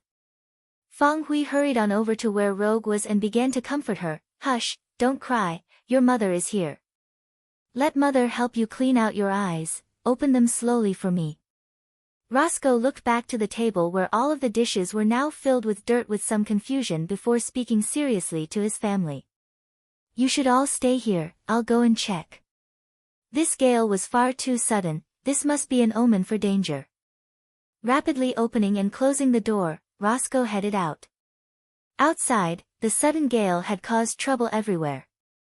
Dust flew around the sky and covered it so that the fierce sun above it could barely shine down below with the exception of a few weak rays of light. Some of the clothes that were hung outside to dry had been sent flying into the air and fluttered away. Even the tiles on the roofs had been lifted by a small degree while some of the older huts had been completely demolished by the gale. What happened? Why was there a great gale all of a sudden? What a strange wind this was, to come so suddenly and yet so fiercely. From a distance, the Huang village men were all coming out of their houses with confusion. Roscoe looked around before his eyes landed upon the little room Jian Chen was cultivating in. His eyes narrowed as he realized that the dust had all blown out from the direction of his room. After traveling the continent for many years, Roscoe had learned to deduce things quickly thanks to his experience as a Saint Master. His eyes grew wider as he began to think about what could have caused the gale of wind. Could this be the result of Jian Chen's cultivation? The thought of that had caused Roscoe's heart to waver. He knew what could have possibly happened to bring about such a result. 10 years ago when he was a Saint Master, he had experienced this before on a smaller scale. He couldn't believe that Jian Chen would have long since surpassed him in such a way. What a mistake in judgment, to think that such a youngster would be far past the Saint Master realm. He has to be at the great Saint Master realm by now. Roscoe thought. Even though he was a cripple, his experience was far more than enough to understand what Jian Chen had just done. Look everyone, the wind's coming from that direction. An elderly voice called out as everyone looked at the direction of the finger the elder was pointing at. Hearing this, everyone studied the direction that had been pointed out before realizing it was the house of Jian Chen. The village elder is right, the wind is coming from that direction. Just look, the smoke is spreading out from over there. Let's go quickly then. Right, let's find out what's happening. In the end, a group of people had headed toward the area of Jian Chen's room. Instantly realizing what was happening, Roscoe hurried forward to block them. Village elder, it's best if we go elsewhere for now to avoid disturbing Jian Chen. Roscoe, just what exactly is going on here? I can see that this gale is coming from here. The village elder asked Roscoe with some confusion. His elderly face was filled with a serious expression. That's right. Roscoe, just what is happening within that room? Are you hiding some sort of treasure? The village elder asked once more. Right, Roscoe, you best be honest here. If you have a treasure, you should show it to the rest of us. Hurry up and let everyone see this treasure. I've never seen anything that could cause such a wind. As each person joined in, everyone else wanted to look at what treasure was hidden within the room. Their voices each crying out over one another. Shoo, everyone be quiet. Roscoe couldn't help but to try to quiet them down. Please, don't misunderstand me, everyone. I don't have any sort of treasure hidden away. This is the result of that youth Jian Chen's cultivation. This was something I came to understand after my experience of being a traveler of the Tian Yuan continent. This has to be the result of Jian Chen's cultivation almost reaching a breakthrough. This current moment has to be the most critical point, so if he is disturbed, then a disastrous result might happen for Jian Chen. Come now, let's all walk away from this area so we won't disturb Jian Chen's cultivation. Oh, so it was like that? No way. I've seen that Jian Chen before, but I didn't think him to be that amazing to be able to call down the winds like that. Roscoe, are you trying to trick us? The crowd murmured in confusion. They were people of the village and had never once traveled out to the Tian Yuan continent, so many of the people there were very suspicious of Roscoe's attitude. They couldn't believe that a youth like Jian Chen would be capable of having such strength. To them, this was a mystery that deserved some research. The village elder looked at the room Jian Chen resided in with a look of shock before taking in a deep breath. Everyone, what Roscoe said does have some merit. But whether or not his words are true, we'll find out soon enough. Let us wait for now and avoid disturbing Jian Chen. The village elder's words had a very strong weight in everyone's eyes. His words were something many people didn't dare to go against. Silently, everyone began to walk back, no longer walking toward Jian Chen's location. The gale of wind continued to wreak havoc within a smaller range of a few hundred meters, which was still enough to cover the entire village. Everyone backed away another 50 meters and watched for a little longer. After a while, the elderly, children, and women all left and the middle-aged men stayed to observe the mysterious dust storm. Right now, there were about 100 people within Huang village. All of the able-bodied were left observing the area with a strange expression. The sight in front of them wasn't something that would attract attention in the Tian Yuan continent usually, but for this village which was cut off from the rest of the world, this was especially strange. Why do I feel like my heart is feeling more and more painful? It's to the point where even breathing has become extremely difficult. An old man suddenly said in confusion as he reached out to massage his chest. Yeah, I also feel like my chest is stuffy, to the point where I'm becoming agitated. Moreover, I feel like I'm carrying something really heavy on my back. A middle-aged man chimed in. Me too. My chest feels so smothered, as if a large rock is exerting pressure on my chest. I can barely breathe. How strange, you guys are feeling this sensation too. I had thought it was only me who was feeling such a symptom. I also have this feeling, me too. Hearing everyone talk, Roscoe's heart skipped a beat. Immediately realizing the situation, he cried out, "Everyone, get away.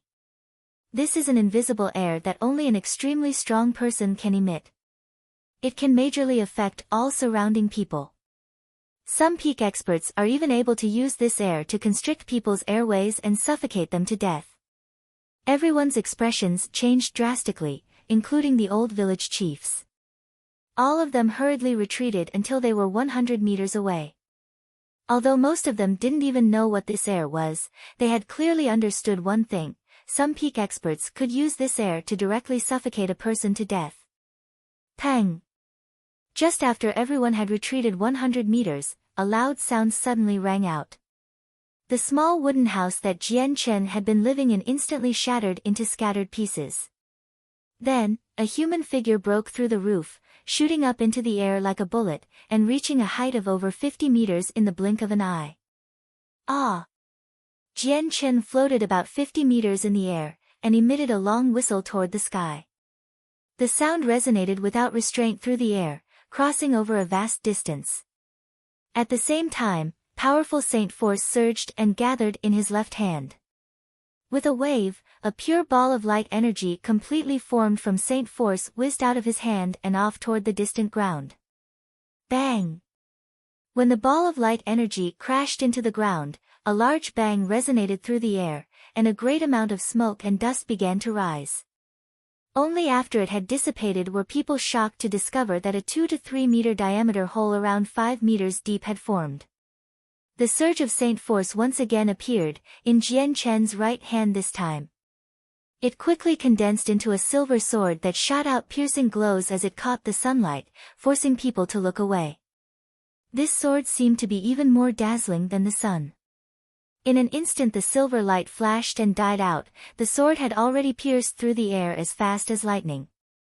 A sharp amount sword chi along with dazzling light broke away from the sword's bonds, and quickly shot at the empty ground 100 meters off into the distance at lightning-fast speeds. It silently went through the solid rock, leaving only an extremely thin crack on the surface. There were absolutely no signs of cracks in any of the surrounding areas. After this attack pierced through, Jian Chen's body began to slowly descend to the ground. Although he could jump up 50 meters in a single bound, he was only able to stay floating in midair for a breath's time. Jian Chen landed on the ground with a trace of a faint smile on his face. It was a smile of self-confidence. After cultivating non-stop for over half a month, his strength had smoothly broken through from the peak Saint Master level to the Great Saint Master level. Chapter 200, Misfortune. 100 meters away, every single person within the village looked at Jian Chen with a look of utter shock. A loud cry rang out and spread a few kilometers in every direction as Jian Chen leaped 50 meters into the air before slamming his fist into the ground, causing a huge shockwave. Dirt flew out into the air as the group of villagers all watched this show with a sluggish expression as they tried to comprehend what was happening. It could be said without exaggeration that this display of strength was far beyond the knowledge of anyone here. They were after all people of a village that had never traveled the continent or come across any knowledge of how strong a saint had to be in order to cause such an effect. Even their village elder, who was a great saint, only knew of information from the outside world by word of mouth. To see Jian Chen leap 50 meters into the sky before bringing his fist down to create a 100-meter crater was definitely a first for him. At this moment, each villager's face was filled with looks of extreme shock yet also full of worship. There was a large amount of respect within their eyes mixed with their initial disbelief. Even though they had seen this terrifying event with their own eyes, they still couldn't believe what they were seeing. A single youth not even over the age of 20 had caused such a scene of destruction. Feeling the surge of Saint Force reverberating through him, Jian Chen's heart swelled with a large amount of confidence. With his current strength, although it still wasn't enough to defend himself completely against an Earth Saint Master, but against a group of great Saint Masters he wouldn't be forced to constantly run away and wouldn't have to use his spirit sword as his last resort. Jian Chen looked at the light wind sword in his right hand. After his ascension from the Saint Master level, he could clearly tell that his light wind sword had also undergone some changes. His current sword looked to be even shinier than before. The blade was almost similar to the speckless reflection of a mirror that distributed a white glow of brilliant light. The sword glow that appeared over his sword didn't seem like anything too remarkable at first, but the glow alone could split stone and smash metal with a power unimaginable to anyone. Aside from that, the light wind sword's hardness had been vastly improved as well. Jian Chen was confident that his strength was utterly different from when he was a Saint Master. Whoever wanted to break the 2-finger-wide sword of his, would find it an extremely daunting task. Slowly resorbing the sword back into his body, Jian Chen looked around himself only to see the broken room he had left behind. With a bitter look on his face, he slowly walked over to Roscoe, who was 100 meters away, and spoke with some regret, "Uncle, this one is truly sorry, I've destroyed the room you lent me." Despite Roscoe being utterly shocked at Jian Chen's strength in his heart, he was an experienced mercenary, so he quickly stilled his emotions. Slapping Jian Chen on the shoulder, he laughed, "Don't worry about it. It's nothing more than just a room, all we need is some time and it can be rebuilt. Kid, I've really made a serious mistake here. I didn't think that you would be so strong since you look to be so young. I truly am extremely shocked." Roscoe spoke with some excitement in his voice. "Ha, little brother Jian Chen is too polite. It is merely a small room. In 6 hours or so a new one can be built. But the power brother Jian Chen has just revealed has truly opened our eyes. Everyone, don't you think so as well?" The village elder laughed with a kind expression. "Yes, that's right." Following the village elder's words, every villager behind him began to speak out with adoration and respect. AI. At that moment, the village elder let out a strange sound before looking closely at Jian Chen's face before asking curiously, "Little brother Jian Chen, why is it that your face is white? I remember a few days ago, your face was red." Rushing to come up with an answer, Roscoe quickly said, "Haha, village elder, brother Jian Chen's face had always been pale. A few days ago he had some medicine applied to his body that turned his face red." The village elder nodded his head in understanding before laughing. That's good, that's good. White is a better color on a face than red. I didn't think that little brother Jian Chen here would be so strong. Not only that, but to be so handsome as well. With an appearance like this, you could cause all of the women nearby to go crazy over you." Everyone burst out into laughter as they all thought about the elder's words in approval. There was no doubt to them. Jian Chen himself had a small smile. The elder's words had caused him to be speechless. All of a sudden at that moment, an unexpected change went through Jian Chen's face as his body began to shake violently as a tremendous amount of energy burst out from his body uncontrollably. Staggering back a few steps, he then leaped a few meters away. At the same time, Jian Chen's handsome and pale face began to turn violet and then a shade of azure. Even his eyes had begun to display the 2 colors behind the thin layer of his cornea. Roscoe had been pushed back around 20 meters away from the energy Jian Chen had unleashed before slowly stabilizing himself. Slowly turning his head to look at Jian Chen, he immediately realized the state he was in. With concern, he asked quickly, "Kid, what's wrong?" Jian Chen's entire body continued to shake and tremble as his eyes continued to flash in between the 2 colors of violet and azure. Get back. Everyone, get far away from me, don't get close." Jian Chen spat out with some difficulty before sitting down and closing his eyes. What's wrong? What's wrong with brother Jian Chen? Did something go wrong with his cultivation? What happened to brother Jian Chen? The group of villagers scrambled to get away as they noisily clamored. They also looked with confusion at the seated Jian Chen. Roscoe's face was full of confusion as well. He had been a Saint Master in his prime before his Saint weapon broke and turned him into a cripple. So after seeing what state Jian Chen had been in, he came to realize what problem had come across Jian Chen's cultivation. Get back, we all need to get back for now. Until the kid wakes up, we should all stay quiet for now to avoid disturbing him. Roscoe whispered to the rest before guiding them backward. Chapter 201, The Sword Spirits of the Azure and Violet Swords. Highlight above for chapter title. Jian Chen continued to sit down with his eyes closed as his body trembled. Inside his dantian, it was almost as if there was a giant earthquake violently shaking the place. The violet and azure glows continued to flicker wildly and send their light throughout the entire dantian. Floating in middle of the dantian, even the light wind sword had been affected and was shaking uncontrollably. The first time he had seen the violet and azure glow in his dantian was back in Kargath Academy when he first condensed his saint weapon. At this moment, the two glows of light were releasing a brilliant luster while coiling around each other in the shape and manner of the yin-yang symbol. Feeling the change within his body, Jian Chen's elation from becoming a great saint master had begun to die down. For the first time since taking residency in his dantian, the twin glows were finally causing him trouble once more. Although the matter of the problem in his dantian had caught Jian Chen off guard, he was not too frantic. From this morning, he had long anticipated that something would happen, so he had made preparations in advance. The violet and azure glows in his dantian continued to coil around each other like the yin-yang symbol endlessly. Even the floating saint weapon within his dantian felt as if it was slowly trying to break away from the invisible bindings that bound it to Jian Chen. At the same time, Jian Chen could faintly feel that the twin glows of violet and azure were feeling some sort of excitement within his head. This sensation had left Jian Chen in disbelief and confusion.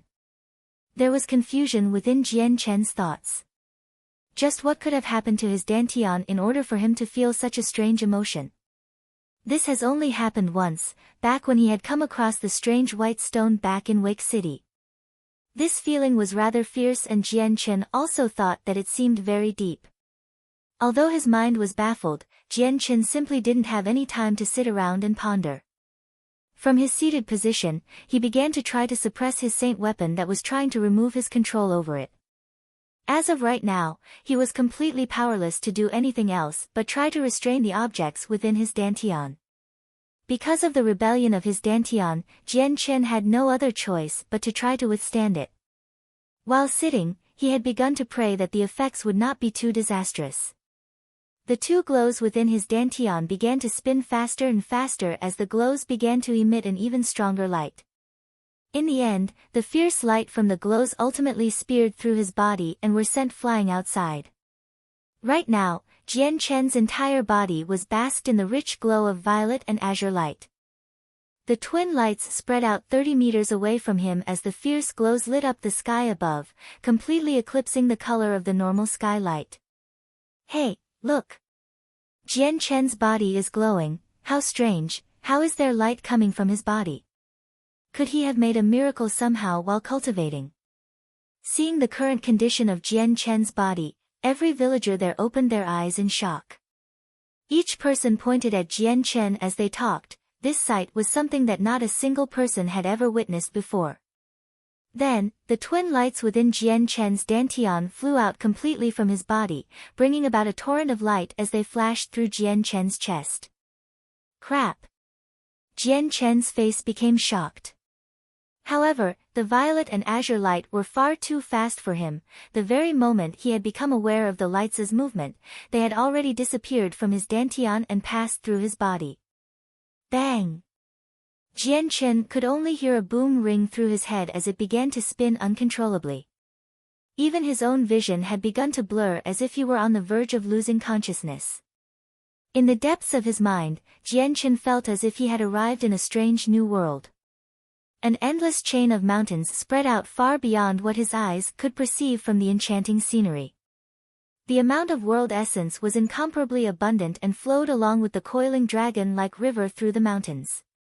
Even the trees near the river were growing in abundance as each tree covered the sky with their canopy. The vision was the picture-perfect scene of a land of paradise. At that moment, a violet and azure-colored light shot through the sky like a falling star, leaving a trail of dazzling light.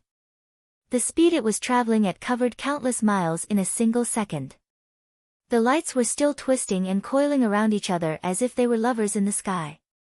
In the midst of the violet and azure light, the faint outline of two mysterious swords could be seen.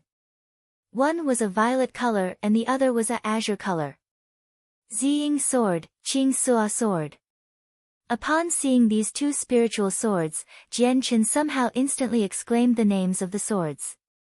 From this strange world Jianchen was in, he could feel a major difference in his body on the outside.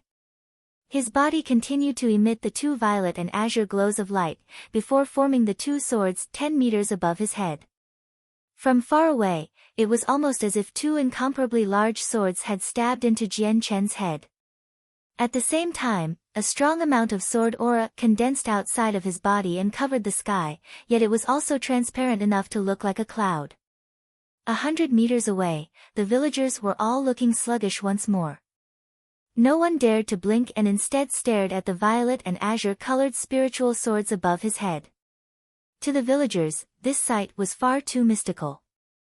A far distance away from Huang village in a large palace, a crane-haired elder floated 3 meters above the ground in a sitting position with his eyes closed. At this moment, the elder suddenly opened his eyes in a single instant. Two mysterious glows of light flashed outward as if penetrating the space in front of him with a chilling stare. As if he could see through the building he was in, his eyes stared out at the outside scene. What a strong qi! Just what is this, and why haven't I seen such a thing before?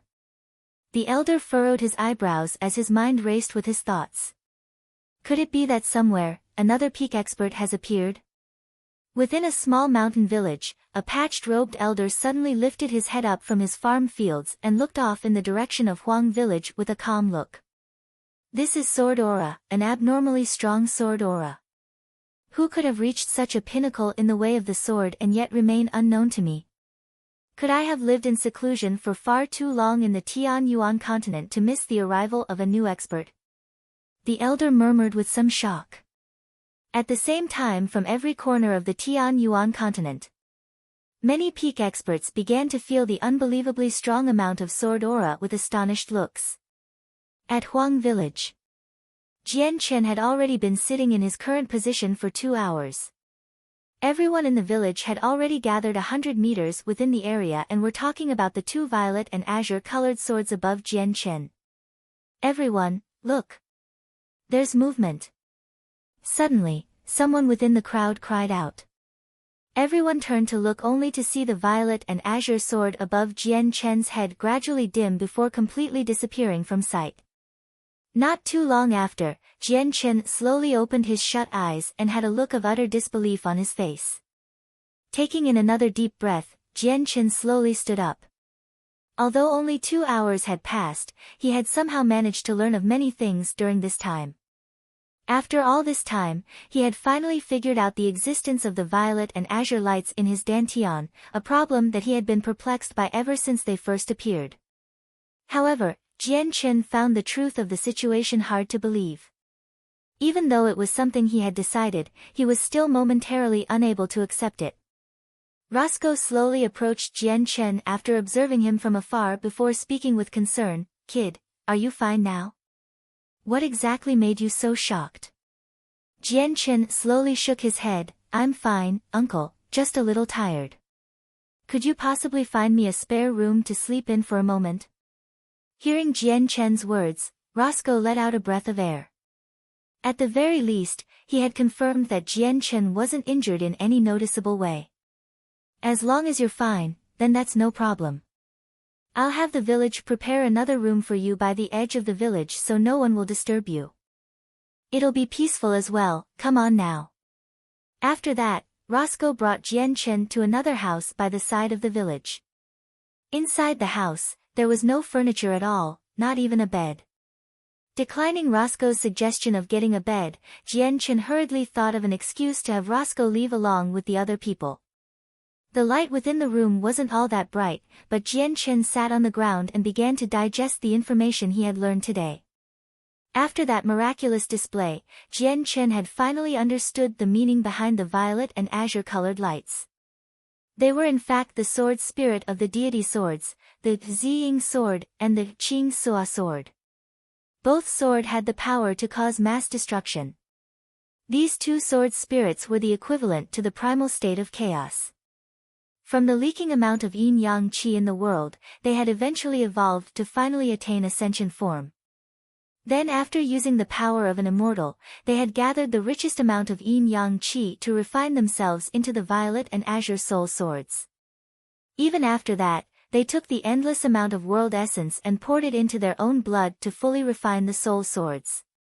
After the completion of the swords, the world began to shake and the heavens started to rain thunder as if to announce the advent of these weapon deities. The parents of these two swords were basically the yin and yang itself along with the special ingredients used to make the sword. Therefore, these two swords came to be known as the yin-yang swords. Qing Sua as the yin and Ziying as the yang, these two swords were an absolute pair.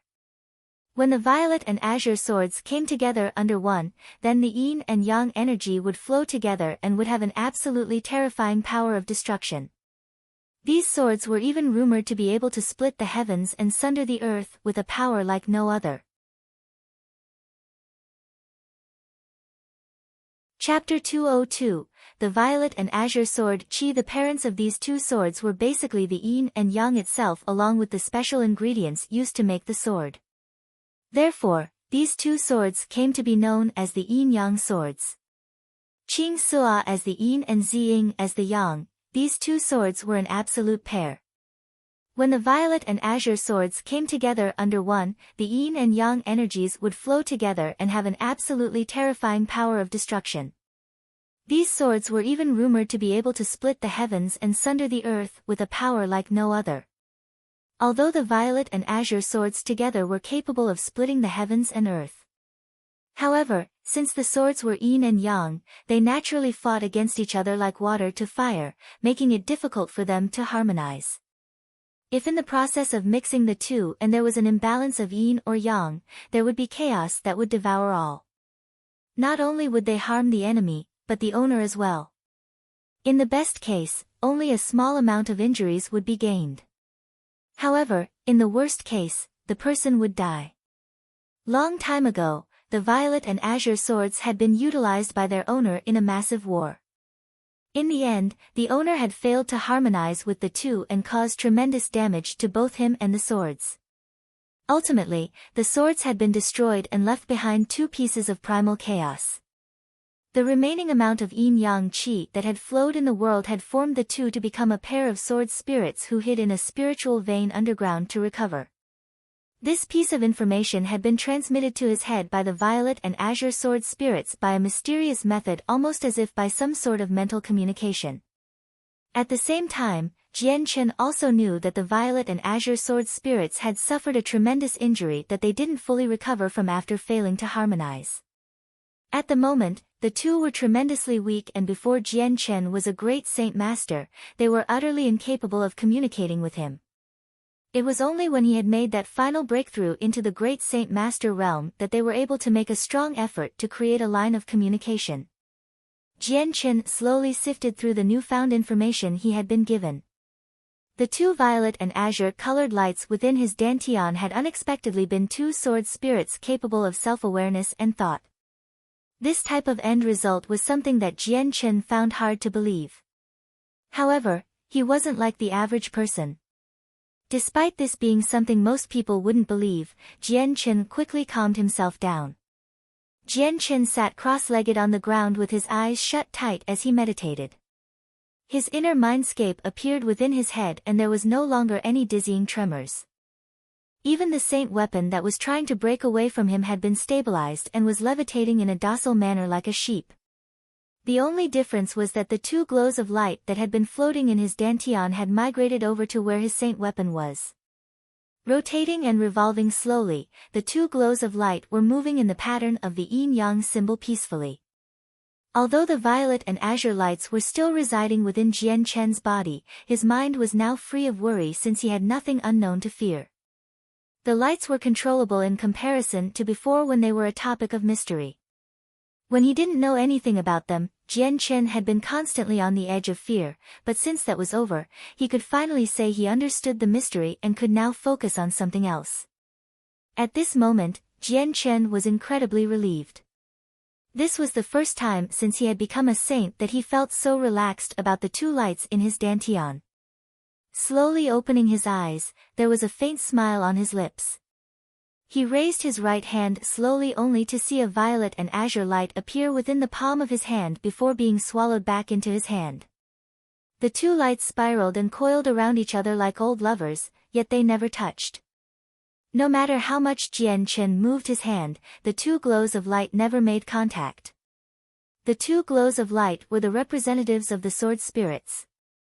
At the moment, Jian Chen was able to bring out a small portion of the sword spirit's power. Although the power in his hand from the two sword spirits didn't seem very remarkable, Jian Chen could sense that these two glows had a terrifying amount of sword qi accumulated inside. It was only a small sliver of the sword spirit's true power, but it was more than enough for Jian Chen to shiver in awe. The sword qi of the sword spirits had already regained its original nature.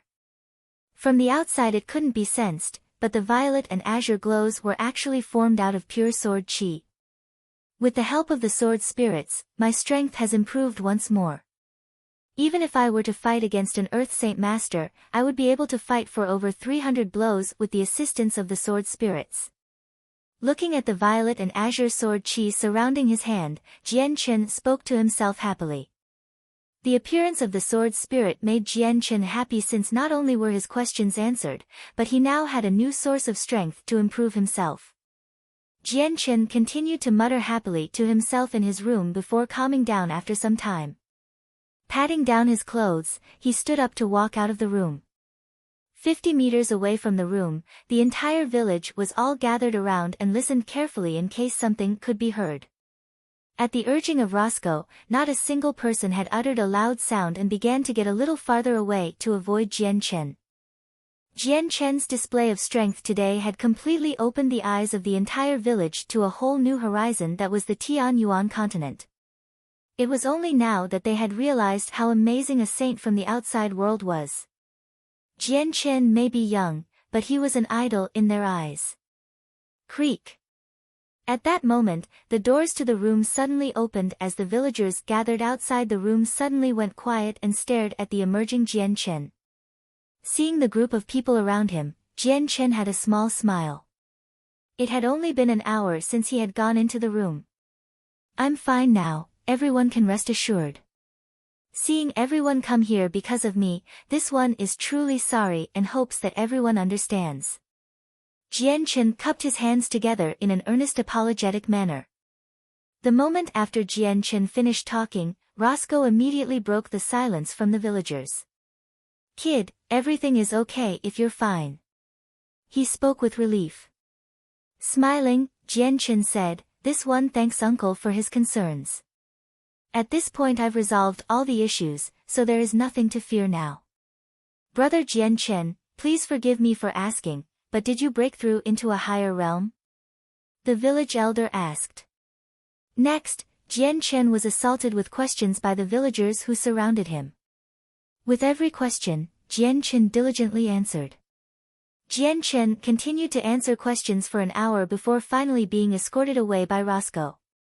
Following him, Jian Chen was led back to where Roscoe's wife and 2 children were. Chapter 203, Hunting Up the Mountain. After experiencing such an event from earlier, everyone's attitude toward Jian Chen, in the village, completely changed. The next morning, the sun had just rose, dyeing the sky a reddish blush. In the Huang village, a chaotic mess of sounds could be heard. Jian Chen slowly opened his eyes from the seated position in his bed. That night, he had familiarized himself with the violet and azure sword qi and the identities of the sword spirits. Not only that, but he could now bring out the energies from the violet and azure sword spirits, which was their sword qi. This was a very strong source of power, but it was still unfamiliar to Jian Chen. If he didn't properly familiarize himself with it, then he wouldn't be able to freely use it at an efficient level. So Jian Chen didn't waste any time and immediately set himself to training with it. Jian Chen slowly rose from his bed and walked out of his room. Joyfully taking in the fresh morning air, Jian Chen looked back to his room. Before he had moved in, the village people had spent 2 hours to completely renovate the place for Jian Chen to live in. Outside, everyone in the village was currently in the courtyard exercising. Not too far away, Roscoe's son, Roger, wielded a wood-chopping axe as he slashed continuously into empty space in front of him while shouting out in a loud voice. At that moment, Roger saw Jian Chen approach with an expression full of worship and respect. Immediately running up to him, he spoke anxiously, "Brother Jian Chen, you're so amazing. Do you think you could teach me some martial arts?" Jian Chen laughed and patted Roger on the head gently. "Roger, tell your older brother. In the future, what type of weapon do you wish to use?" "An axe, a really large axe." "Just like this one?" "No, an even bigger axe than this one." Roger raised the wood-chopping axe into the air with an enthusiastic expression. "Roger, just because a weapon is large doesn't mean it'll be stronger. The larger a weapon is, the harder it is to control. When you become a saint, you cannot be sloppy when you condense your saint weapon. You must control the saint force within your body to form a saint weapon to a size that you are comfortable with. Understand?" Jian Chen's face was exceptionally serious. This question was very important since it could impact a person's life and his entire fighting strength. "And, Roger understands now." He chirped with an obedient nod of his head. "Roger, your brother here isn't proficient with an axe, so I cannot teach much. But brother can still teach you a basic amount of the foundations." After that, Jian Chen explained a few basic principles of cultivation regarding martial arts. These topics were very important to Roger as well as being very practical. After all, if a person wanted to have achievements in the future, not only did one need talent, but they also needed a mastery of the foundation. That foundation was utterly indispensable. If one were to carelessly increase his strength in a sloppy manner, that manner would severely damage both their foundation and their fighting strength. In Jian Chen's past world, he had fought against many axe wielders, so he had a rough understanding of how it worked. However, teaching Roger these things at this moment was far too early. Jian Chen continued to teach Roger for an hour before finishing the training session. After that, Roscoe and a few weapon-wielding men walked up to him from some distance away. Arriving at Jian Chen's side, Roscoe laughed, "Kid, what brings you up so early in the morning?" "Haha, you've been here for a month, but this is the first time I've seen you up so early." Jian Chen returned his laugh and looked at the men holding weapons behind Roscoe. "Uncle, from the looks of things, you're going up the mountain to hunt." Roscoe nodded his head and replied, "Correct. The meat we had in the village is all but gone, so we need to go hunting once more." "Ha, if Jian Chen has some free time, why don't you come with us to go hunting for some wild beasts? You're quite amazing, so with you, our harvest will definitely be bountiful." A middle-aged man right next to Roscoe laughed with kind eyes. He stared at Jian Chen. Jian Chen nodded his head, "I've found myself with some spare time, so I might as well go with everyone to learn how to hunt some wild beasts." After a month of residing within Huang village, Jian Chen hadn't helped the village in any way. Now that he was completely healed and had some ideas of leaving, he wanted to help out the village first to repay for the kindness they had shown him. After hearing Jian Chen's response, all of the men ready to go hunting had happy expressions on their faces. Each one of them had personally witnessed Jian Chen's strength. They knew that he was strong beyond belief, so right now, everyone thought that this trip would be an exceptionally rich harvest. Afterward, Jian Chen followed the group to the mountains. Although these mountains were very far from the magical Beast Mountain range near Wake City, they were not small in size. The mountains were filled with tall grass and had wild beasts roaming about occasionally. Though, Class 1 magical beasts were rare to come by. There were 7 people in total. Aside from Jian Chen, there was only one other person that had a fully condensed saint weapon. The other 5 and Roscoe just carried iron weapons. The deeper parts of the mountains contain a large amount of wild beasts. One of the men spoke while they traveled on the road. He was the only other man who was a saint, named Kratos. Unfortunately, his cultivation was rather mediocre and he had no source of monster cores to supplement his cultivation. Not only that, but he was not diligent in his cultivation, so even though he was around 50 years old, he was only at the level of a saint. For the moment, the group continued to walk slowly while carefully paying attention to their surroundings just in case a wild beast were to make its presence known. The beasts appeared at random and were dangerous enough to this group that they could harm to some of its members. Jian Chen followed the group silently. His eyes occasionally swept around them and his ears trembled with the sounds of activity. Everyone carefully traveled forward for some time before Jian Chen's face suddenly gained a smile. Bending down to pick up a stone, he shot it to the side with the speed of a bullet. Suddenly, a sound could be heard 20 meters off in the tall grass to the side. With the sudden movement, Roscoe and the others grew even more anxious and clenched their weapons in preparation to fight.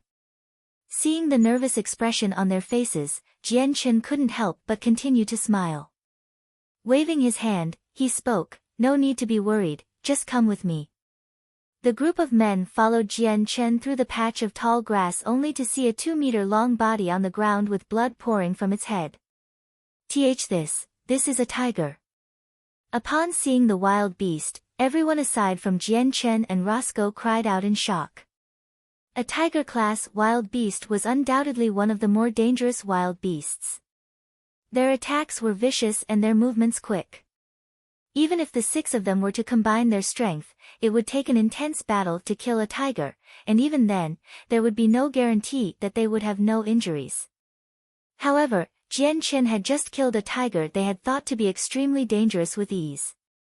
In their hearts, they couldn't help but look at Jian Chen with extreme respect as well as a deep amount of envy. Seeing the black tiger on the ground, Roscoe let out a deep breath of air.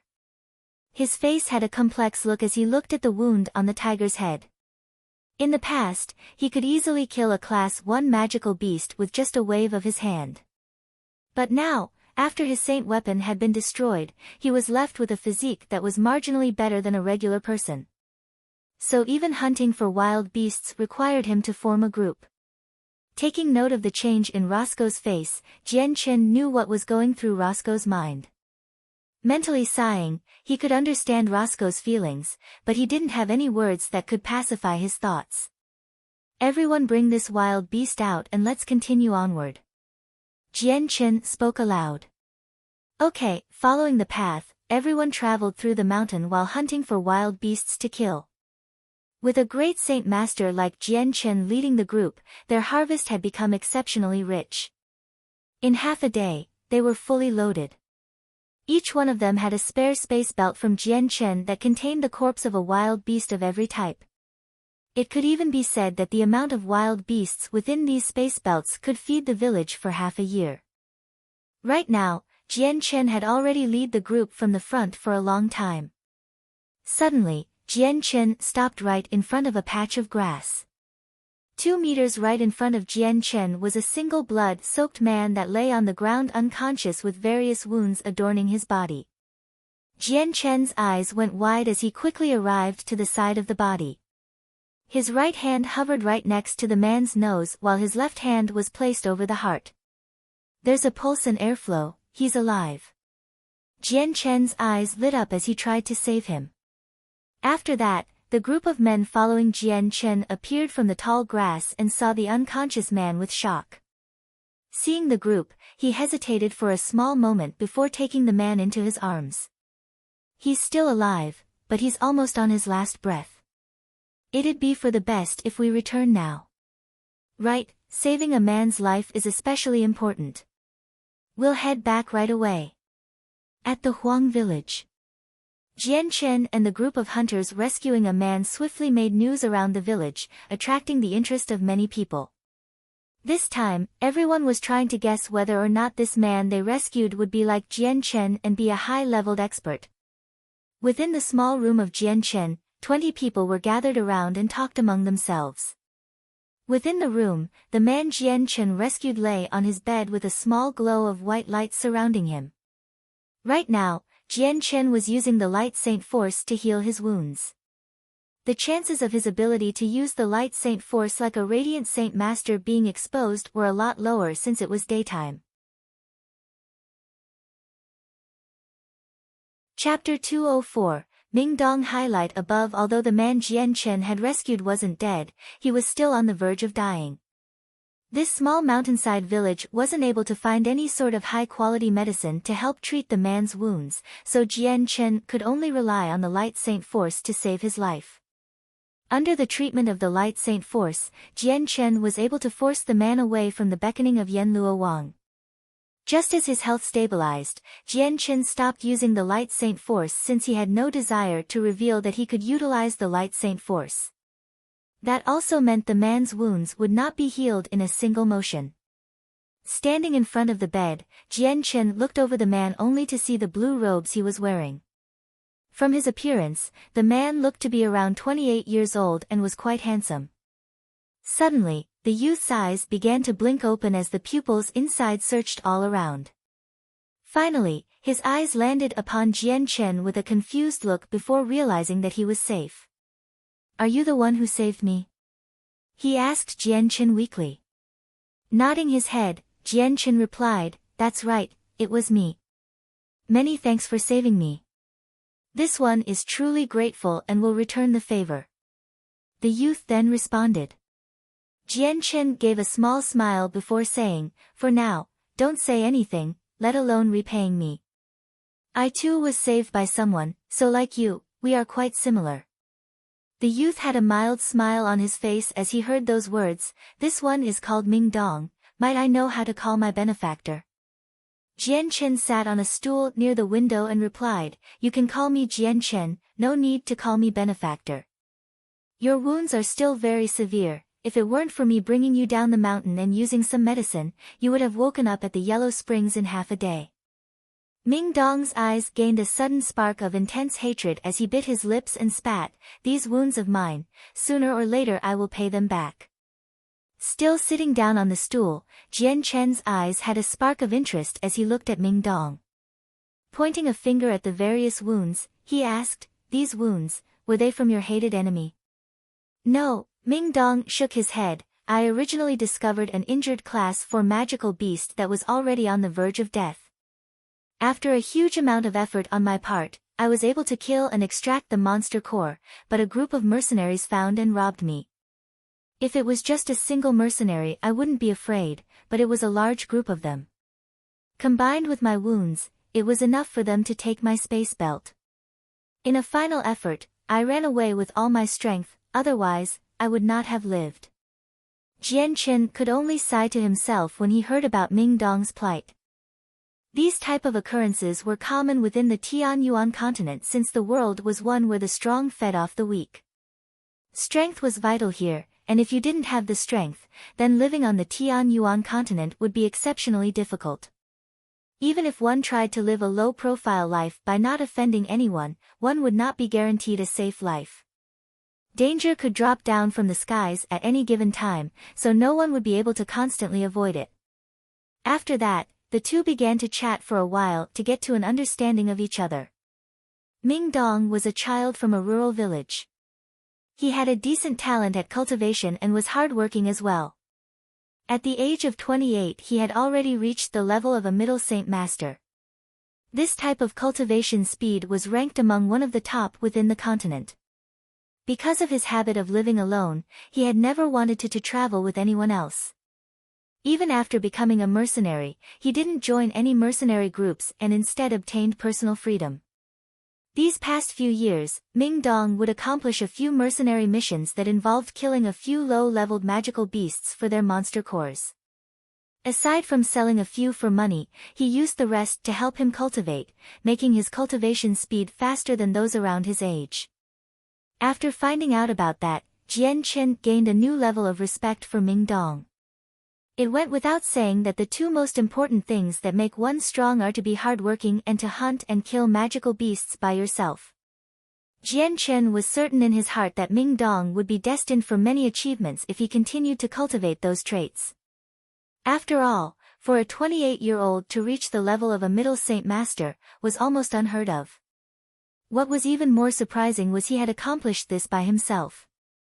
Only the children of those who were born in a wealthy clan or had some sort of treasure would be able to reach such a level so fast. Staring with a complicated look at the pale-faced Ming Dong, Jian Chen hesitated for a moment before finally saying, "Ming Dong, I don't know if you're willing to join my mercenary group. After experiencing these things, I'm sure you can realize how beneficial joining a mercenary group can be." Ming Dong hesitated for a moment. He was already accustomed to the solo lifestyle and honestly wasn't willing to join a mercenary group and be restricted by it. The truth of the matter was, with his strength, he could have joined any strong mercenary group a long time ago if he wanted to. Sitting on the bed, Ming Dong had thought about how his life had been saved by Jian Chen, and so, despite his personal convictions, he decided. If Brother Jian Chen won't mind, then I, Ming Dong, will join your mercenary group. Jian Chen had a happy smile on his face as he laughed. "Good, Ming Dong, with you entering the group our strength has gone up. Given some time, I will definitely make our mercenary group the #1 group within the Tianyuan continent." As he spoke, Jian Chen couldn't help but think back to the words Uncle Kendall had once said. "My biggest wish is for my flame mercenaries to become the strongest group within the Tianyuan continent." Jian Chen had now took on Kendall's wish for his own. He would replace Uncle Kendall and make the flame mercenaries the strongest in the continent. "Ah, that's right. I don't even know what the group is called, how many people there are, how strong it is, or who the captain is," Ming Dong stated. Jian Chen smiled. "The mercenary group is called the Flame Mercenaries. As of right now, I am the only member, but with you, that makes 2. As far as strength goes, I am currently at the primary Great Saint Master level." "What, just us 2? Astonished, Ming Dong looked at Jian Chen with disbelief, realizing how young Jian Chen was before continuing with a dumbstruck voice. "Wait, you say you have the strength of a primary Great Saint Master? Are you sure you're not joking?" Chapter 205. Leaving Huang Village. With the addition of Ming Dong, Jian Chen could no longer be considered the newest addition of the Flame Mercenaries. In the past, his strength had been insufficient, but now that he was a great Saint Master and had the assistance of the Violet and Azure Sword Spirits, even if he were to run across an Earth Saint Master, he would be able to fight them. So slowly, he was building up the strength of the Flame Mercenaries. Next, Jian Chen stayed at the Huang Village for another 2 days. In those days, he went around saying his goodbyes and prepared to leave the village. In the wooden house, Ming Dong continued to recover his strength. He looked at Jian Chen, who was leaning against the wall. "Jian Chen, when I'm fully healed, I will leave Huang Village, and if you have not returned, I will look for you." Jian Chen muttered to him, "I've used up all the herbs in my possession, so all that's left is for you to slowly heal. By my estimation, you'll fully recover in a month. For now, I'll be leaving to take care of a few personal matters. I'll be back in a month, so for now, just rest up." Taking out a space belt and 8 class 4 monster core along with a few purple coins. "If you heal up and I'm not back yet, then cultivate with these. With your talent and these class 4 monster cores, your strength will shoot up quickly. If I don't come back for a long time, feel free to leave by yourself." Seeing Jian Chen hold out those 8 class 4 monster cores, Ming Dong's face became startled. Class 4 monster cores were very costly, and so he had never used one. Just thinking about how he had almost lost his life over a class 4 monster core had traumatized him a bit. So when Jian Chen had brought out so many class 4 monster cores for him to cultivate with, he felt that he couldn't comprehend such generosity. Taking a deep breath and calming the raging emotions in his heart, his hand shook as it reached out to grab the items offered to him. With a complex look, he said, "Words of thanks won't suffice here, but in short, I, Ming Dong, will remember your kindness." Ming Dong was a person who remembered his dues. Jian Chen had saved his life and then gifted him so many precious items, so in Ming Dong's heart, he had resolved to follow Jian Chen with determination. He knew that were it not for Jian Chen, he would not have been able to see the afternoon sun ever again. Plus, Jian Chen was already a great saint master at such a young age, that spoke plenty about his cultivation talent. To follow such a person would be no loss at all. After planning things out with Ming Dong, Jian Chen didn't stay in Huang Village and immediately left the village he had stayed in for the past few months. Huang Village was very far from any other place and had mountains surrounding it, meaning there were very few people about. Following the instructions of Roscoe and the village elder, he headed out in a certain direction out of the mountain ranges. As time went on, Jian Chen had come across a multitude of villages like Huang Village. In these mountains, there were plenty of them. While walking, Jian Chen committed the path back to Huang Village to memory. He didn't want the path to be lost to him, since he wanted to meet back with Ming Dong after he finished with his personal matters. To find such a small village within the continent would be extremely difficult. So in the case that he would forget the path, he tried his best to remember every detail. There weren't any wild beasts in the mountain range, and magical beasts were rare as well. With that, Jian Chen could stroll through the mountain ranges for a day without seeing more than 2 Class 1 magical beasts. This mountain range was exceptionally large, and Jian Chen didn't know if he was still within the Blue Wind Kingdom after falling off the cliff and into the river. Jian Chen continued to walk until the sky grew dark where he stopped by an open plain. In the night, the cliff of a nearby mountain hung overhead while the moon's light scattered down and illuminated the area. Walking just a little farther, he met a group of mercenaries within the cover of the night. There was an encampment of 20 tents with a small campfire lighting up the sky in the middle of it. Slowly walking toward the group of mercenaries until he was within 100 meters of them, Jian Chen didn't bother to conceal his footsteps, so the sounds of his walking and the rustling of the grass had instantly alerted the mercenaries. "Who's there?" A voice called out loudly and woke the sleeping mercenaries.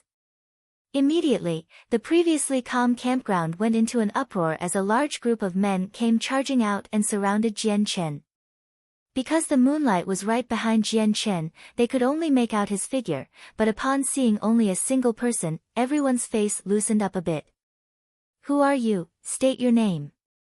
A mercenary called out to Jian Chen. Jian Chen stopped just 20 meters away from the group of mercenaries that surrounded him. "This one is only a mere traveler who has lost his way, perhaps you could spare a map." The mercenaries all looked at him with a strange face of surprise before another mercenary spoke to him. "Where are you coming from and where are you heading to?" Jian Chen hesitated for a moment before replying. "Before I ask my question, could you possibly tell me, is this still the Blue Wind Kingdom?" The group of mercenaries were now looking at Jian Chen with an absolute look of shock. "Correct, this is the Blue Wind Kingdom." A built mercenary responded. Upon hearing that he was still in the Blue Wind Kingdom, Jian Chen had a look of excitement on his face. "That's good. This one, looking for the Class 3 Wake City. If anyone here has the directions, this one will be very grateful." "What, you're going to Wake City?" a person asked in surprise. Like the others, he was staring at Jian Chen with a strange look. Seeing the expression on everyone's face, Jian Chen was suspicious. "Is there a problem?" "There's no problem, haha. As it is, we're heading to Wake City as well. We didn't think that we'd meet someone else headed in the same direction." A person laughed. "Since all of us are heading to Wake City, you should come with us. There's still a decent ways until Wake City, and the road is still dangerous. One more person is one more person to rely on after all." The sturdy-looking man laughed with a friendly expression. "The captain's right. There's still a long road until we reach Wake City. If you go by yourself, it'll be quite dangerous, so it's best to go with us." A 40-year-old man spoke to Jian Chen. Jian Chen hesitated for a small moment before nodding his head. "That's fine then. If everyone doesn't mind, then I'll share the road with you. It's quite fortunate that I've met you. I'm not familiar with these roads, so I would have been lost." Chapter 206, Loyal Spirit Mercenaries. After that, Jian Chen continued to travel with the mercenary group and chatted with them. Jian Chen and the group of mercenaries subconsciously grew closer together, while at the same time Jian Chen had learned a thing or two about the group. This group of mercenaries was called the Loyal Spirit Mercenaries, and it had around 80 members. Aside from the captain that had peak Saint Master strength and 5 others that were Saint Master experts, everyone else ranged from Saint to Great Saint. As the night came, Jian Chen and the Loyal Spirit Mercenaries would often talk for a while before retiring, but Jian Chen would always take out his tent from his space belt and then 2 monster cores in order to spend the rest of the night cultivating. As usual, the energy within the monster cores was absorbed into Jian Chen's body at an alarming rate. However, the only difference this time was that the moment it entered Jian Chen's body, it automatically rushed toward the violet and azure sword spirits within his dantian without a single speck going toward Jian Chen's own body for refinement. Right now both sword spirits were especially weak. Their strength wasn't anywhere close to its peak, so Jian Chen didn't rush trying to improve his own strength. Instead, he chose to pass all of the energy he absorbed to the violet and azure sword spirits in order to help them recover. Since he could borrow the power of the sword spirits, he wanted to strengthen their power first so that the power he could use would be even stronger. Now that Jian Chen was a great Saint Master, he wasn't in such a frantic rush to improve his strength again. Although the berserk elements within the monster core's energy were quickly absorbed by the sword spirits, just randomly cultivating would only lead to a shaky foundation and affect his strength. The violet and azure sword spirits had taken the energy at a fast rate, even faster than Jian Chen's original absorption rate. A single class 4 monster core would be completely assimilated into the sword spirits in 2 hours. Taking in a deep breath, Jian Chen was surprised by just how fast the sword spirits were absorbing the energy from within the monster cores. He didn't know just how much it would take for the sword spirits to recover, but the speed they were taking the energy had triumphed over his. With a class 4 monster core completely gone within 2 hours, Jian Chen could only be shocked at this speed. After all, a class 4 monster core was not like a class 3 monster core. If it took 2 hours to fully absorb a class 3 monster core, then Jian Chen would take the results begrudgingly. But for a class 4 monster core, Jian Chen couldn't afford to have that kind of result. Despite the fact that he could kill a class 4 magical beast without a problem, they weren't as abundant in numbers as class 3 or class 2 magical beast. AI. It takes 2 hours to absorb a class 4 monster core, and with 24 hours in a day, that means 12 class 4 monster cores could be fully absorbed. What an extravagant waste. Jian Chen sighed as he furrowed his eyebrows together. The night was very peaceful in the campground, but occasionally there was an odd sound. By morning, the sun dyed the lands a bright red as the Loyal Spirit Mercenaries packed up their tents while chattering. Soon afterward, the campfire came to life with a crackling sound. In his tent, Jian Chen slowly opened his eyes and shook himself sober from his cultivational meditation. Walking out of his tent, Jian Chen's eyes swept around. Seeing only 40 men moving about and lighting campfires while packing up the tents, he noticed a few were already mounting the horses in preparation to move out. From some other tents, a few men slowly crawled out in a hazy stupor. A few of them were yawning continuously, a symbol of their lack of good sleep. Slowly shaking his head, Jian Chen began to pack up his tent. "Hey, Jian Chen! Did you get a good night's sleep?" Suddenly, a deep voice called out to him from behind. At the voice, Jian Chen turned his head behind only to see a sturdy-looking man coming toward him. This man was someone Jian Chen recognized. He was the leader of the Loyal Spirit Mercenaries, Hudolf. "Ah, quite well, yes." Jian Chen responded with a laugh, though last night, he hadn't slept a wink. To be accurate, Jian Chen hadn't ever slept frequently since he was young. The moment he had become a saint, he started to sleep less and less and generally spent the nights cultivating. Sleep was nothing more than a waste of daylight. Although sleep was necessary to recover, when a person sleeps, their head becomes blank. Within this world of spirits and dreams, a person wouldn't be able to sense the passage of time, but the common man would waste this time by sleeping. A cultivator could enter a state of meditation and recover his spirit there. Through this method, not only would the spirit recover, but it would also improve faster than sleep would. Sleep was merely a way to recover spirit. The stronger experts of the world would be able to go day and night without sleeping.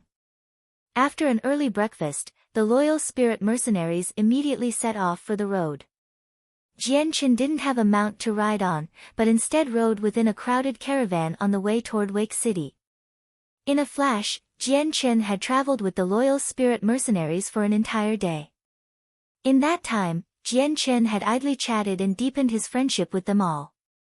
At this moment, Jian Chen sat within the crowded caravan with his eyes shut before slowly opening them. Staring outward with a cold glare, he spoke out, "Be careful everyone, there's movement up front. It should be a magical beast."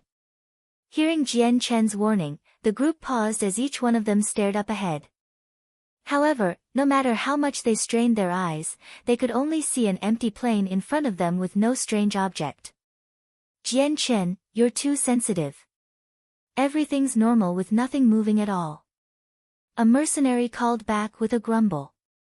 "Yeah, Jian Chen, this type of talk shouldn't be said so casually.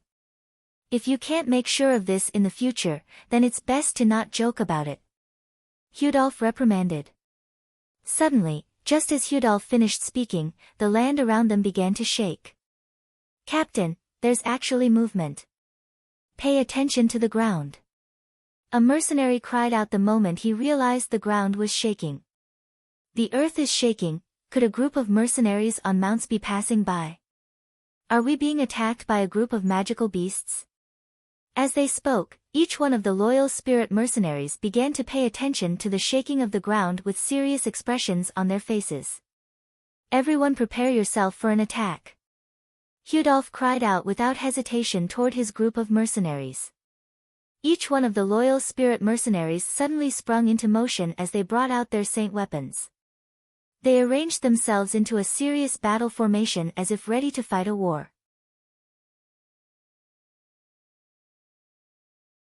Chapter 207, Conflict with a Giant Beast. As the tremors in the ground became more apparent, everyone grew more and more serious as they tried to find out what exactly was causing the tremors.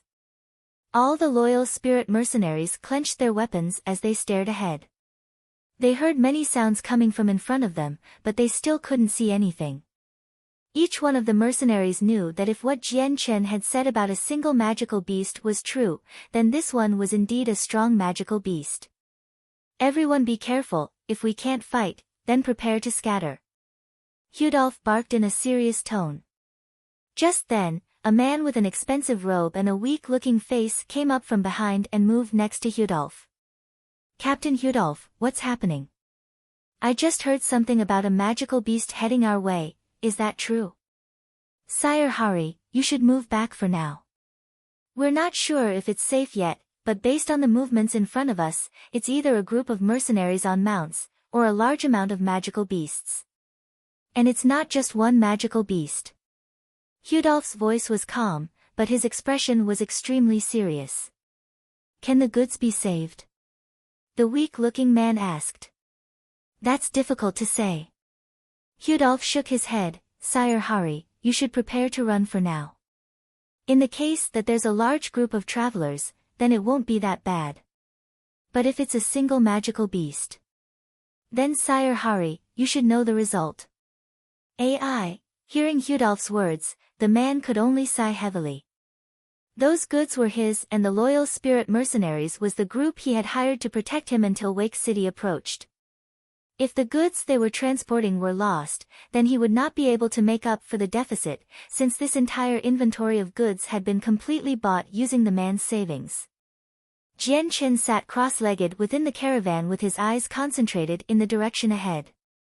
However, compared to the others, he was much calmer. There wasn't a single trace of panic to be seen in his eyes. At this moment, a small dust cloud could be seen from beyond the horizon. The dust cloud wasn't moving too fast, but as the dust cloud moved up and down, the mercenary group could feel the tremors in the ground get stronger. These shakes continued to spread further and further within a large perimeter of several kilometers. By this point, everyone could finally see that the reason behind the dust cloud and tremors was indeed a magical beast. Everyone's faces grew whiter by a few shades. If it was a group of people that was causing the shakes, then they would have been able to make way for the group to pass, or even give some money for a safe passage. But with a magical beast, there weren't any other options aside from fight or flight. The large magical beast right in front of them appeared to be a large gorilla that was 10 meters in height with brown fur. It stood up on 2 legs like a human, and walked similarly to a human as well. Step by step, it bounded towards them. That's a war beast. Seeing the large humanoid magical beast, Hudolph's face became priceless, and the furrow of his brows loosened significantly as well. A war beast, as the name implied, existed to fight. Not only were their physical defenses terrifyingly strong, but their strength was unparalleled and could overthrow city walls. These types of magical beasts were known as the children of the earth, the pets of Mother Earth, or natural controllers of the earth. A single footstep of these war beasts could cause tremors within 100 kilometers. If it was a strong war beast or a group of them, then they could bring down a Class 1 city's walls with their footsteps from a distance of 10 kilometers away. Despite this, a war beast's single target attack was pathetically weak, and they had an even greater weakness in speed. There weren't many war beasts within the Tianyuan continent, but they weren't extremely rare either. Practically every country had a few war beasts under their command. Captain, that's a war beast. Its defense is strong, but its offense is relatively weak. What should we do? Should we fight it, and force it away? A loyal spirit mercenary asked. No wonder there was such a strong tremor, it was a war beast. Since it's a war beast, this will be easier to deal with. Hudolph laughed. Brothers, a war beast isn't much of a threat to us, let's drive it back. All right. Immediately, a group of mercenaries jumped down from their mounts and dashed toward the large war beast. Jian Chen sat in the caravan as he estimated that there were probably only 500 meters separating them and the war beast. His mind raced as he tried to think of any good information on war beasts. A war beast's strength is determined by its size. A war beast that has reached Class 6 level will be around 100 meters tall. A Class 5 war beast will be around 50 meters, and a Class 3 war beast would be less than 10 meters tall. Judging from this war beast, it's a little over 10 meters, making it a Class 4 war beast. Jian Chen muttered. A war beast's defenses are exceptionally strong. Even a magical crystal cannon would be unable to do damage to it. The stronger it is, the more terrifying its defenses are. It would be incredibly hard to kill one. Even the Dragon clan during the peak of the magical beast era was said to have been unable to match with the war beast's defenses. I'm not sure if I can penetrate through its defenses with my current strength. Ho! Seeing a group of mercenaries charge toward it like a group of small ants, the war beast let out a roar before stomping heavily on the ground. Bang! As an oppressive roar rang out, the ground around the war beast began to fiercely shake. A series of web-like cracks ran through the ground in all directions. Soon, the area within the large perimeter was covered in cracks. The violent shaking of the ground had caused the caravans to sway violently. The force was so great that even Jian Chen wasn't able to control himself, and fell to the ground. Creak. The caravans began to creak with a painful sound as the various commodities tumbled to the ground. Not too long after, dozens of caravans all collapsed. This kind of earthquake didn't affect the loyal spirit mercenaries at all. The group quickly arrived at the warbeast's feet and resolutely hacked at the warbeast's body with their force-filled saint weapons. However, they didn't damage the giant warbeast at all. Even its fur had remained completely uncut. Ho! The large warbeast snarled angrily. It lifted one of its large legs into the air before firmly slamming it down towards a mercenary's head. That mercenary lazily rolled away and dodged the warbeast's foot. When the warbeast strongly slammed its foot into the ground with a seeming endless amount of force, the entire area shook violently once more. But what amazed everyone was the fact that when the warbeast lifted its leg, there was not a single trace of a crater to be seen from the blow. Chapter 208, He Fearful Violet and Azure Sword. The defenses of a warbeast are quite strong. Everyone put more strength into your attacks, combine them. Hudolph cried out as his saint weapon materialized in his right hand. With an explosive shout, a large amount of saint force surged into his weapon as he slashed down onto the warbeast. Just as Hudolph used his entire strength on that one strike, it didn't have any effect. The warbeast's skin remained undamaged like before and not even a single strand of hair was cut. Damn it all! Hudolph couldn't help but curse out loud. Why is this warbeast so strong defensively? It's just standing there for me to kill, but I can't kill it. Captain, this warbeast is just too strong in terms of defense. We're not strong enough to harm its defenses, so what should we do? Run away? A mercenary shouted to Hudolph. Captain, this warbeast is a class 4 magical beast. Even if a great Saint Master can damage it, we surely cannot with our strength. It'd be for the best if we retreat. A gray-robed middle-aged man spoke to Hudolph from his side. That's right, Captain. We don't have any way of beating this warbeast. Hearing his mercenary's opinions, Hudolph didn't hesitate. Immediately barking out a command, he shouted, Brothers, head toward the caravans, I'll hold the warbeast off. Yes. Immediately a dozen men ran back toward the caravans at the back of the group. The moment they saw the caravans, each one of them became thunderstruck. Each one of the caravans had been broken apart from the shockwaves, making it impossible to run away. Crap, what do we do now? With so many goods, I won't be able to store them all in all the space belts. The mercenaries all felt a bit awkward as Hari began to panic and fluster about with concern. Bang! Bang! At that moment, the earth shook violently once more as the warbeast charged forward with heavy footsteps. Carrying with it an imposing air that had destroyed the caravans, its feet continued to harass the loyal spirit mercenaries underneath it without any concerns. Crap, it's coming. Sire Hari, you should store the most important items into your space belt first. With so many things, it's impossible to save them all. Seeing the warbeast come trampling over, one of the mercenaries shouted nervously to the weak-looking man behind them. But, these items are all precious. This is practically my life savings. If I give them up, I will take disastrous losses. Plus, my space belt isn't even that big to begin with, so I won't be able to carry much. Hari cried out bitterly as he looked at the 10 broken caravans with a broken heart. No one needs to panic. This warbeast here, leave it to me and I'll stall it. Just as Hari and a few other mercenaries were panicking, a calm voice suddenly rang out.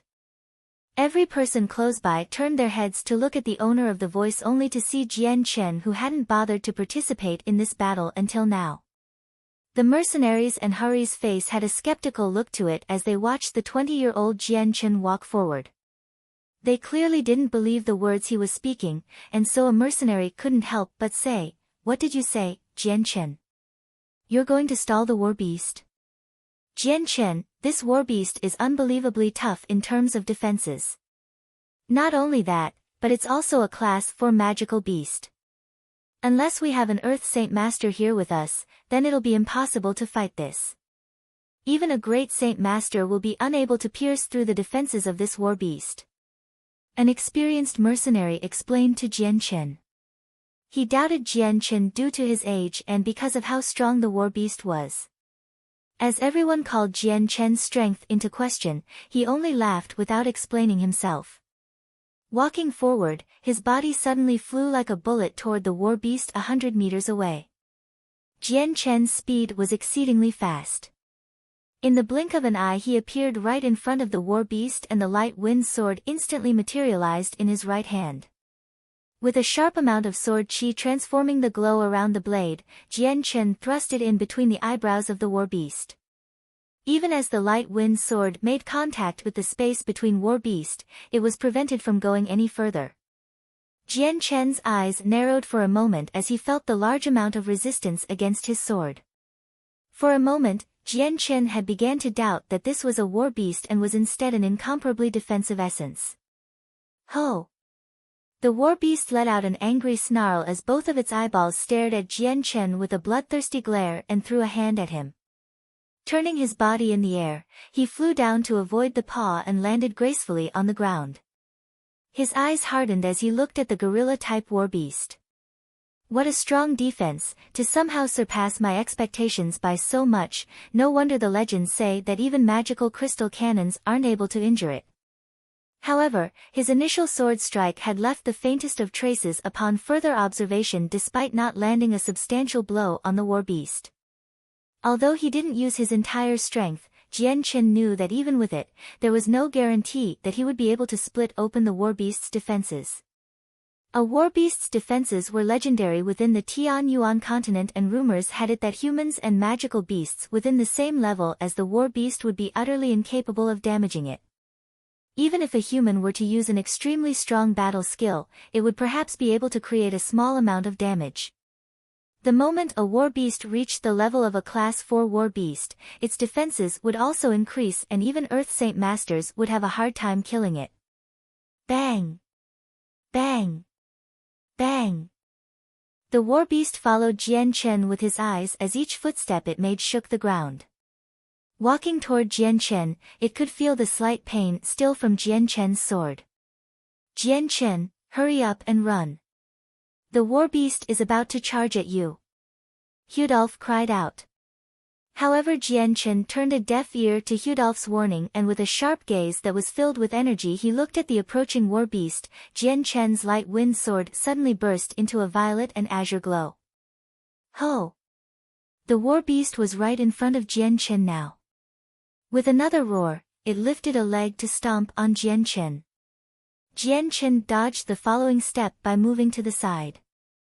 Then jumped in between the warbeast's eyebrows. The light wind sword stabbed forward like a flash of lightning. This time, the moment the sharp light wind sword made contact with the eyebrows of the warbeast, it was almost as if the defenses no longer existed. The light wind sword easily stabbed through the warbeast's defenses straight into its skull.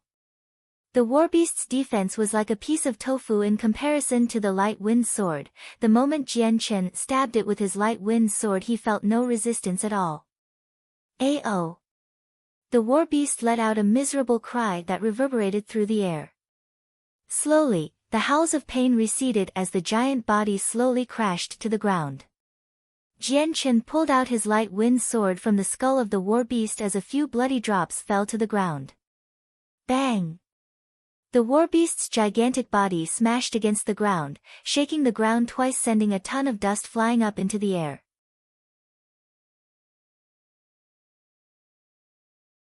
Chapter 209, Return to Wake City. Seeing the downed warbeast, every single loyal spirit mercenary's face instantly grew lifeless. At this moment, every single movement had stopped as if everyone had frozen. Their eyes were stuck on the warbeast whose head was bleeding profusely with looks of extreme disbelief. The Class 4 warbeast in front of them had a defense stronger than what any one of them could imagine. Even a great Saint Master would be hard-pressed to damage a warbeast, and an Earth Saint Master with a battle skill would still need to use an astounding amount of effort to kill it. To see this unbelievably tenacious warbeast killed by a youth not even over the age of 20, everyone was incredibly shocked. No one had expected this type of power from a person they picked up on the way to Wake City. At that moment, every loyal spirit mercenary realized that this low-profile man traveling with them was actually a high-leveled expert. Jian Chen didn't take notice of the shock of the loyal spirit mercenaries. At this moment, his mind was reeling from shock. He was surprised to learn that the violet and azure-colored sword spirit's power would be so strong.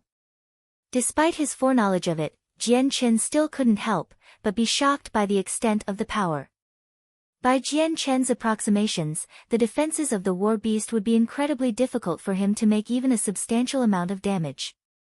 If he really wanted to injure the war beast, he would need at least the strength of an Earth Saint Master, and yet with the power of the sword spirits, the war beast's defenses were like tofu. They allowed for the light wind sword to pierce through the skull without the slightest bit of resistance. Now was also the time that Jian Chen understood how terrifying the violet and azure sword spirits were. Although the sword chi was an extension of the sword spirits who were in a very weakened state, their power was still overwhelming. With this, Jian Chen realized that he had the fighting strength of an Earth Saint Master. The war beast is dead, oh heavens! A war beast was killed, and this war beast was even at the class 4 level in strength. Everyone had already returned to where the caravans were. One by one they expressed their feelings as everyone looked at Jian Chen with expressions of shock, while a few others had expressions of worship. The loyal spirit mercenaries' leader, Hudolf, let out a breath of air as he examined the ground where the dead war beast lay. With a slight shake of his head he looked at Jian Chen, who was close by. After a moment of hesitation, he walked over to him. Jian Chen, I didn't think you'd be an expert of such profound strength. It is truly inconceivable that with your current age you are able to kill a war beast of this level. However, I as the representative of every member of the loyal spirit mercenaries must give you my thanks. You have solved a major problem for us. Hudolf spoke honestly and respectfully. Jian Chen's excitement began to decrease back to a normal level before smiling. This was no effort at all, so the captain needs not be so polite. Besides, we are sharing the road. If one of us comes across a problem, then it is natural that I provide assistance. Jian Chen and Hudolf began to talk among themselves politely for a while before the other mercenaries busied themselves with other matters. The loyal spirit mercenaries were split into 2 groups. One was responsible for repairing the caravans and loading up the goods, and the other group was responsible for dealing with the war beast's body. The body of a war beast was something the loyal spirit mercenaries wanted to sell, but because the body was far too strong and extremely heavy, they wouldn't be able to move it. So they could only bitterly bite their tongues and abandon it after Jian Chen extracted the monster core from within it. In a flash the caravans were repaired, everyone resumed their travel to Wake City once more. Now, Jian Chen was sitting at the front of the very best caravan they had to offer, where the owner of the goods, Hari, sat with a friendly smile. Suddenly a thought flashed through Hudolf's head. Turning to Jian Chen, he asked, Jian Chen, seeing how young you are, you've only just started to travel within the Tianyuan continent, correct? Jian Chen nodded his head. Yes, I've only been traveling for 2 or 3 years now. Then would you consider joining our loyal spirit mercenaries? While we aren't extremely strong, every member here is very close. We're a tightly knit group. After traveling the Tianyuan continent for many years, our experience is quite abundant. Plus, if you travel with us, you will be familiarized with the continent quickly and learn of the many dangers. Even the strongest of mercenaries will lose out on many things if they are not experienced with the continent. Hudolf spoke with an anxious look of anticipation as he tried to rope Jian Chen into his group. Giving an apologetic smile, Jian Chen replied, "This one thanks Captain Hudolf for his offer, but I've already joined a mercenary group." What a great shame then," Hudolf said disappointedly. He then looked at Jian Chen once more and spoke again, "For a mercenary group to have a person like you, then that must mean that mercenary group is quite strong." Jian Chen shook his head with a bitter smile. "Right now, aside from me, there is only one other person in it. I am the captain." Hudolf looked at Jian Chen with astonishment, but no words came out from his mouth. The man was thinking about something inside his head. Afterward the group continued to travel toward Wake City slowly. On the road, Jian Chen's position within the loyal spirit mercenaries had took a drastic change. Everyone was very respectful to him, to the point of far surpassing that of their captain Hudolf. Even Captain Hudolf himself had taken on a warm and affectionate tone with him. The road was relatively peaceful after that. Another 3 days went by before the caravan finally reached the territory of Wake City. At this, Jian Chen could already make out the magical beast mountain range 20 kilometers from Wake City. In front of them, the tall city walls of Wake City greeted everyone's eyes.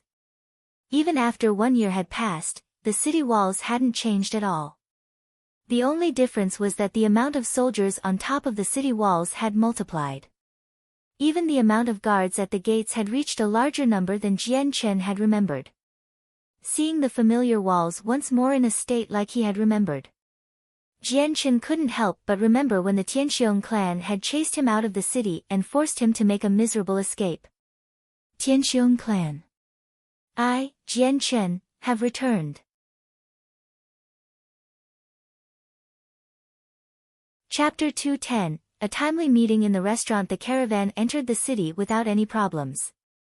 Jian Chen and the loyal spirit mercenaries bid each other farewell and set about their own paths. Seeing Jian Chen walk farther and farther away, Hudolph had a look of hesitation on his face as he sat on his mount. His head lowered in thought before biting his lips as if he had reached a conclusion before turning to look at this group of mercenaries. Brothers, after all of the goods are delivered properly, do not leave yet. There is one more matter I wish to talk to everyone about. Yes, Captain.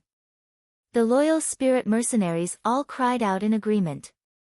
Although each one of them had some sort of question on their mind, not a single one of them said it out loud. Jian Chen walked through the large streets, but unlike last time, Jian Chen felt that the atmosphere in the city was heavier as if some big event was about to happen soon. He then walked into a restaurant where people bustled about their business and the sweet aroma of food wafted into his nose. Smelling the unique fragrance of meat and vegetables, Jian Chen couldn't help but stop and admire the smell for a brief moment before continuing in.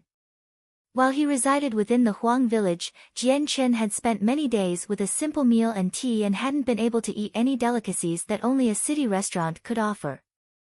At the beckoning of a waitress, Jian Chen sat at a table so he could have a meal to eat. There was a window located by the table.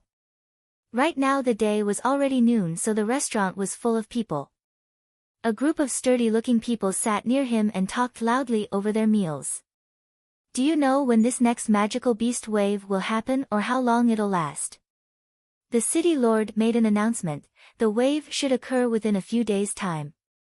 But according to the last wave, this wave might last for over 10 days. The sounds of chatter reached Jian Chen's ears. The interesting tidbits he heard caused his ears to vibrate in interest.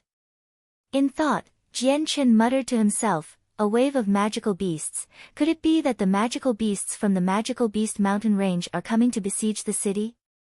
If so, then it's no wonder that the atmosphere in the city is so tense. With that, Jian Chen continued to eat his meal while listening in on the men talking to each other. With each bite of food he made, he digested the information he heard. Hey, look! Isn't that the Zhou mercenaries? One voice in particular stood out to Jian Chen, and the moment the words registered in his head, Jian Chen immediately froze in place as he was reaching out with his chopsticks to pick up a slice of meat. Slowly raising his head, he looked out the door of the restaurant only to see a group of 4 armored mercenaries with an impressive design walk into the building.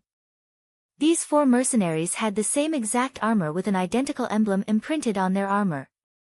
Aside from the helmets, these mercenaries looked to be the same exact ones like the ones Jian Chen had met at the magical beast mountain range. The 4 Zhou mercenaries walked to a table near Jian Chen and sat down. After ordering a meal, the 4 began to talk quietly among themselves. Following the entrance of the 4 Zhou mercenaries, the topics in the restaurant began to divert to be about the Zhou mercenaries.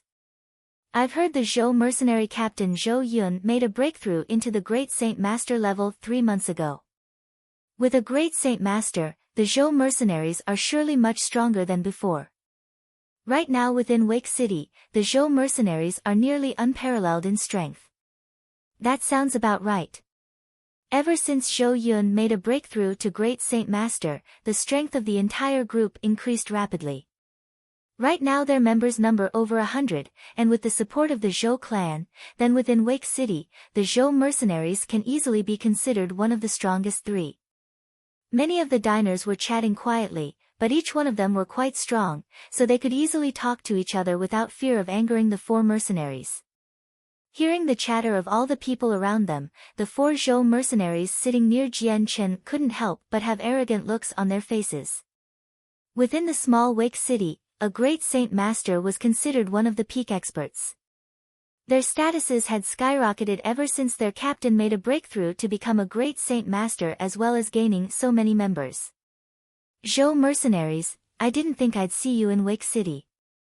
Jian Chen stared coldly at the Zhou mercenaries with an intense desire to kill.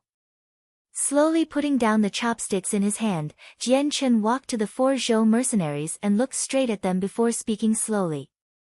You 4 are from the Zhou mercenaries? The 4 Zhou mercenaries all looked at Jian Chen. From his tone and posture, the Zhou mercenaries could all tell that Jian Chen was not favorable to them. In a flash, their own eyes stared coldly back at Jian Chen. Correct, we are members of the Zhou mercenaries. Kid, who are you? Speak your name. A sturdy-looking mercenary said arrogantly to Jian Chen. Everyone within the restaurant began to look at the interaction between the 4 Zhou mercenaries and Jian Chen. Putting down their bowls and chopsticks, everyone tried to pay close attention to what they were saying and started to prepare themselves just in case a fight would happen. Humph, Jian Chen snorted. There was a look of disdain on his face as he remained quiet. Instead, the light wind sword instantly appeared in his hand before spearing the throat of one of the Zhou mercenaries. Seeing the sword pierce their comrade's throat, the other 3 mercenaries were in shock for a brief moment before recovering themselves and crying out furiously. To dare go against us Zhou mercenaries, do you seek death? One roared as the other 2 members charged at Jian Chen with their saint weapons ready to slash at Jian Chen. He pulled the light wind sword out from the dead mercenary with a smooth gesture before it flashed silver once more. As the 3 saint weapons danced and flew at Jian Chen, his sword flew out and cut through the throats of 2 of the mercenaries and stopped right in front of the neck of the final remaining mercenary. As the saint weapon stopped briefly in front of his neck, the last mercenary quickly recalled his own saint weapon with an extremely pale face. He didn't dare believe that a 20-year-old youth like Jian Chen would be able to beat him. His strength was at the primary Saint Master level, but he was no match for a small youth like Jian Chen. His eyes shook slightly as he turned his head to look at the 2 previously alive mercenaries by his side. His eyes could only see the small rivulet of blood pouring from their necks before their bodies fell to the ground. At this, the final mercenary's courage broke as he felt panic in his heart. Hastily, he began to cry out for forgiveness, "Don't kill me, don't. Great swordsman, if there's something you want to say, say it. Just don't kill me, I'll do anything you want me to." Seeing the look of fright on the mercenary's face, Jian Chen sneered, "Bring me to your general headquarters for the Zhou mercenaries, otherwise, I'll kill you here and now."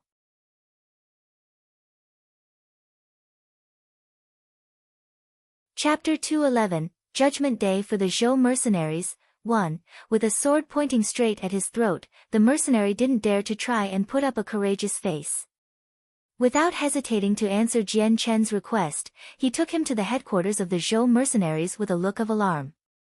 Jian Chen and the mercenary walked out of the restaurant, but within it, the previously silent building exploded with chatter as everyone looked on with disbelief at the 3 dead corpses of the Zhou mercenaries. In shock, each diner started to chat to one another about the event that just happened in front of them. Who is that youth? His strength is unexpectedly high to be able to kill 3 Zhou mercenaries. I didn't even get to see his movements at all since they were so quick. What a truly shocking event. I am already 40 years old, but my strength hasn't even passed that of a primary Saint Master. But that youth is barely 20 years old and he killed a few men that are around my strength in a flash. How inconceivable. That youth is far too strong, I estimate that he is at the great Saint Master level. Could it be the Zhou mercenaries have offended him and he has come to take revenge today? The Zhou mercenaries' captain Zhou Yun also has the strength of a great Saint Master. They also have multiple Saint Master experts. This youth has raised the banners of war so quickly for the Zhou mercenaries' main army, I am not sure if he will even be an opponent for them. This mysterious expert youth surely has a vendetta against the Zhou mercenaries. After that marvelous fighting ability, I wish to see their fight. Right, there'll surely be a fight in a moment, let's hurry up and go see it. Let's go. Everyone has to go see this once-in-a-lifetime event. After that, every single person in the restaurant cried out their approval and stampeded out of the restaurant, practically leaving the place empty. Jian Chen didn't bother to hold his light wind sword at the Zhou mercenary. Instead, he slowly walked behind him with a calm look as the two flowed through the streets. Although he wasn't paying much attention to the mercenary in front of him, if the mercenary wanted to run away, Jian Chen's light wind sword would instantly pierce through his neck. Behind Jian Chen, the group of people from the restaurant followed at a distance of 50 meters. The Zhou mercenaries were based within Wake City in a single central house. Right above the gates to the house, a single board written in fancy calligraphy had the words, Zhou mercenaries, written on it with a group of 4 heavily armored mercenaries standing right below it. Seeing the giant board on top of the gates, Jian Chen couldn't help but have a gloomy yet dark smile on his face as a flash of killing intent appeared within his eyes before following the mercenary to the headquarters. This is the territory of the Zhou mercenaries, speak your name. Just as Jian Chen approached the giant gates, the guards at the gates blocked his path with a cold look and a loud shout. Humph. Jian Chen snorted once more as the light wind sword appeared in his right hand. In a flash, the heavily armored mercenary had his throat pierced as blood began to spill all over the ground. The Zhou mercenary gripped at his neck with his hands as his face began to pale before ultimately, his body fell to the ground. Seeing their dead comrade on the ground, the other 3 mercenaries were all shocked. They quickly regained their bearings and cried out in anger. How brazen! To kill one of our Zhou mercenaries, you are impatient for death. Immediately 2 saint weapons flew at Jian Chen as the last one retreated in between the gates to report the commotion. Suddenly, just as the 2 mercenaries moved into action, Jian Chen's light wind sword flashed silver and stabbed into the throats of the 2 before they could even react fast enough to register the sword. In a single moment, Jian Chen had killed 3 of the 4 guards at the gate and the last one had escaped inside to warn the others. Staring coldly at the 3 dead bodies on the ground, Jian Chen looked at the board overhead. Zhou mercenaries, today is the day you will be eradicated from Wake City.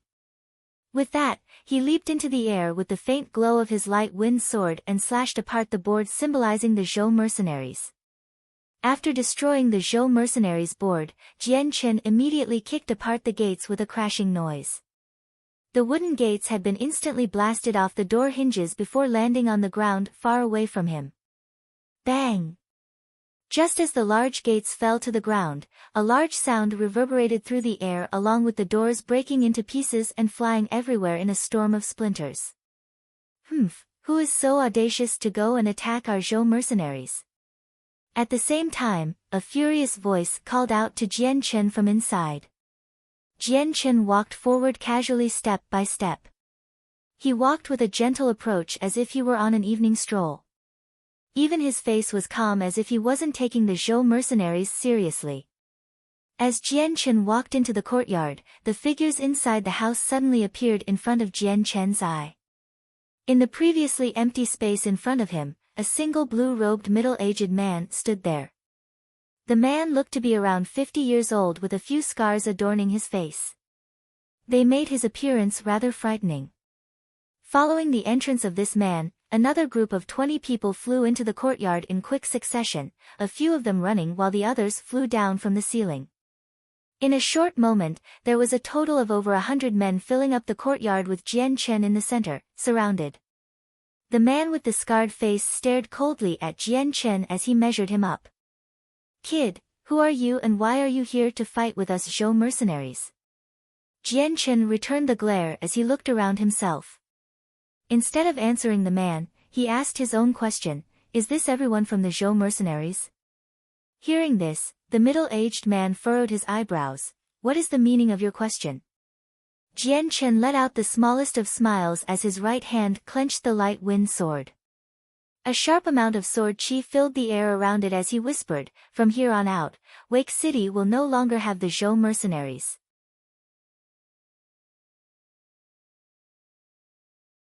Chapter 212, Judgment Day for the Zhou mercenaries. 2. When Jian Chen's calm promise reached the ears of every Zhou mercenaries, their faces all changed abruptly. In an instant, every cold glare directed at Jian Chen was replaced with a furious anger and killing desire. The scarred man had a look of fury as well as his expression grew dark. A very intense amount of killing intent emanated from his eyes as he stared fiercely at Jian Chen with a sneer. "Kid, with just you have no qualifications to speak of such a thing. Someone, go and seize him. Let this ignorant kid understand how high the heavens are compared to the earth, let him know our Zhou mercenaries are not someone to fight with." As the man barked out an order, the surrounding mercenaries didn't hesitate for a moment as each one of them materialized their saint weapons and charged at Jian Chen from every possible angle. Jian Chen let out a sneer as his body flickered out of sight. Just as the last of his body flickered away, the saint weapons from his enemies all hit nothing but air. Jian Chen rapidly moved back and forth like a bolt of lightning as he lashed out with his light wind sword. Easily stabbing mercenary after mercenary in the throat, his sword moved with a nimble grace, fast enough for the regular saints and great saints to die without knowing it. Each one of them crumpled to the ground as they were killed. Although it was Jian Chen against over 100 men, the difference between the two sides was far too vast. So it had become a massacre for the Zhou mercenaries. In fact, for Jian Chen, it was almost as if the Zhou mercenaries weren't even fighting back since they were utterly incapable of capturing Jian Chen. Under the quick sword of Jian Chen, another 2 men met a quick death. Then in the time it took for one small breath, 8 people died to his sword. The battle lasted for another 5 small breaths before the group of 100 men instantly fell down to half its original numbers. The scarred man looked on at the massacre Jian Chen had made with a dazed expression. In just a matter of a few dozen seconds, Jian Chen had managed to kill 50 people inconceivably quick. What frightened the scarred man was how fast and efficiently Jian Chen had killed those men. Jian Chen continued to flow through each opponent smoothly like water. With each movement he made, another man fell to his sword with blood flying through the air. The floor alone had begun to form a pool of mixed blood from each of Jian Chen's victims. The merciless slaughter continued for a little longer as each Zhou mercenary cried out a battle cry continuously. Unsurprisingly, not a single one of them who exchanged a blow with Jian Chen had cried out in pain, since Jian Chen had cut apart their throats and rendered them speechless. Some of them weren't even able to feel the pain before losing their life. After another 10 breaths, Jian Chen had finally come to a stop and ended the one-sided massacre. At this moment, the entire courtyard was littered with the dead bodies of the Zhou mercenaries. There had been 100 of them, but after Jian Chen was done with them, all 100 of them were scattered on top of each other. Each one of the bodies had a single wound to their neck that let blood flow freely onto the ground, dyeing it a crimson red. The stench of the blood began to waft up into the air and would definitely make anyone vomit if they smelled it. By now, it was only the scarred man with a dozen other men right behind him that were left.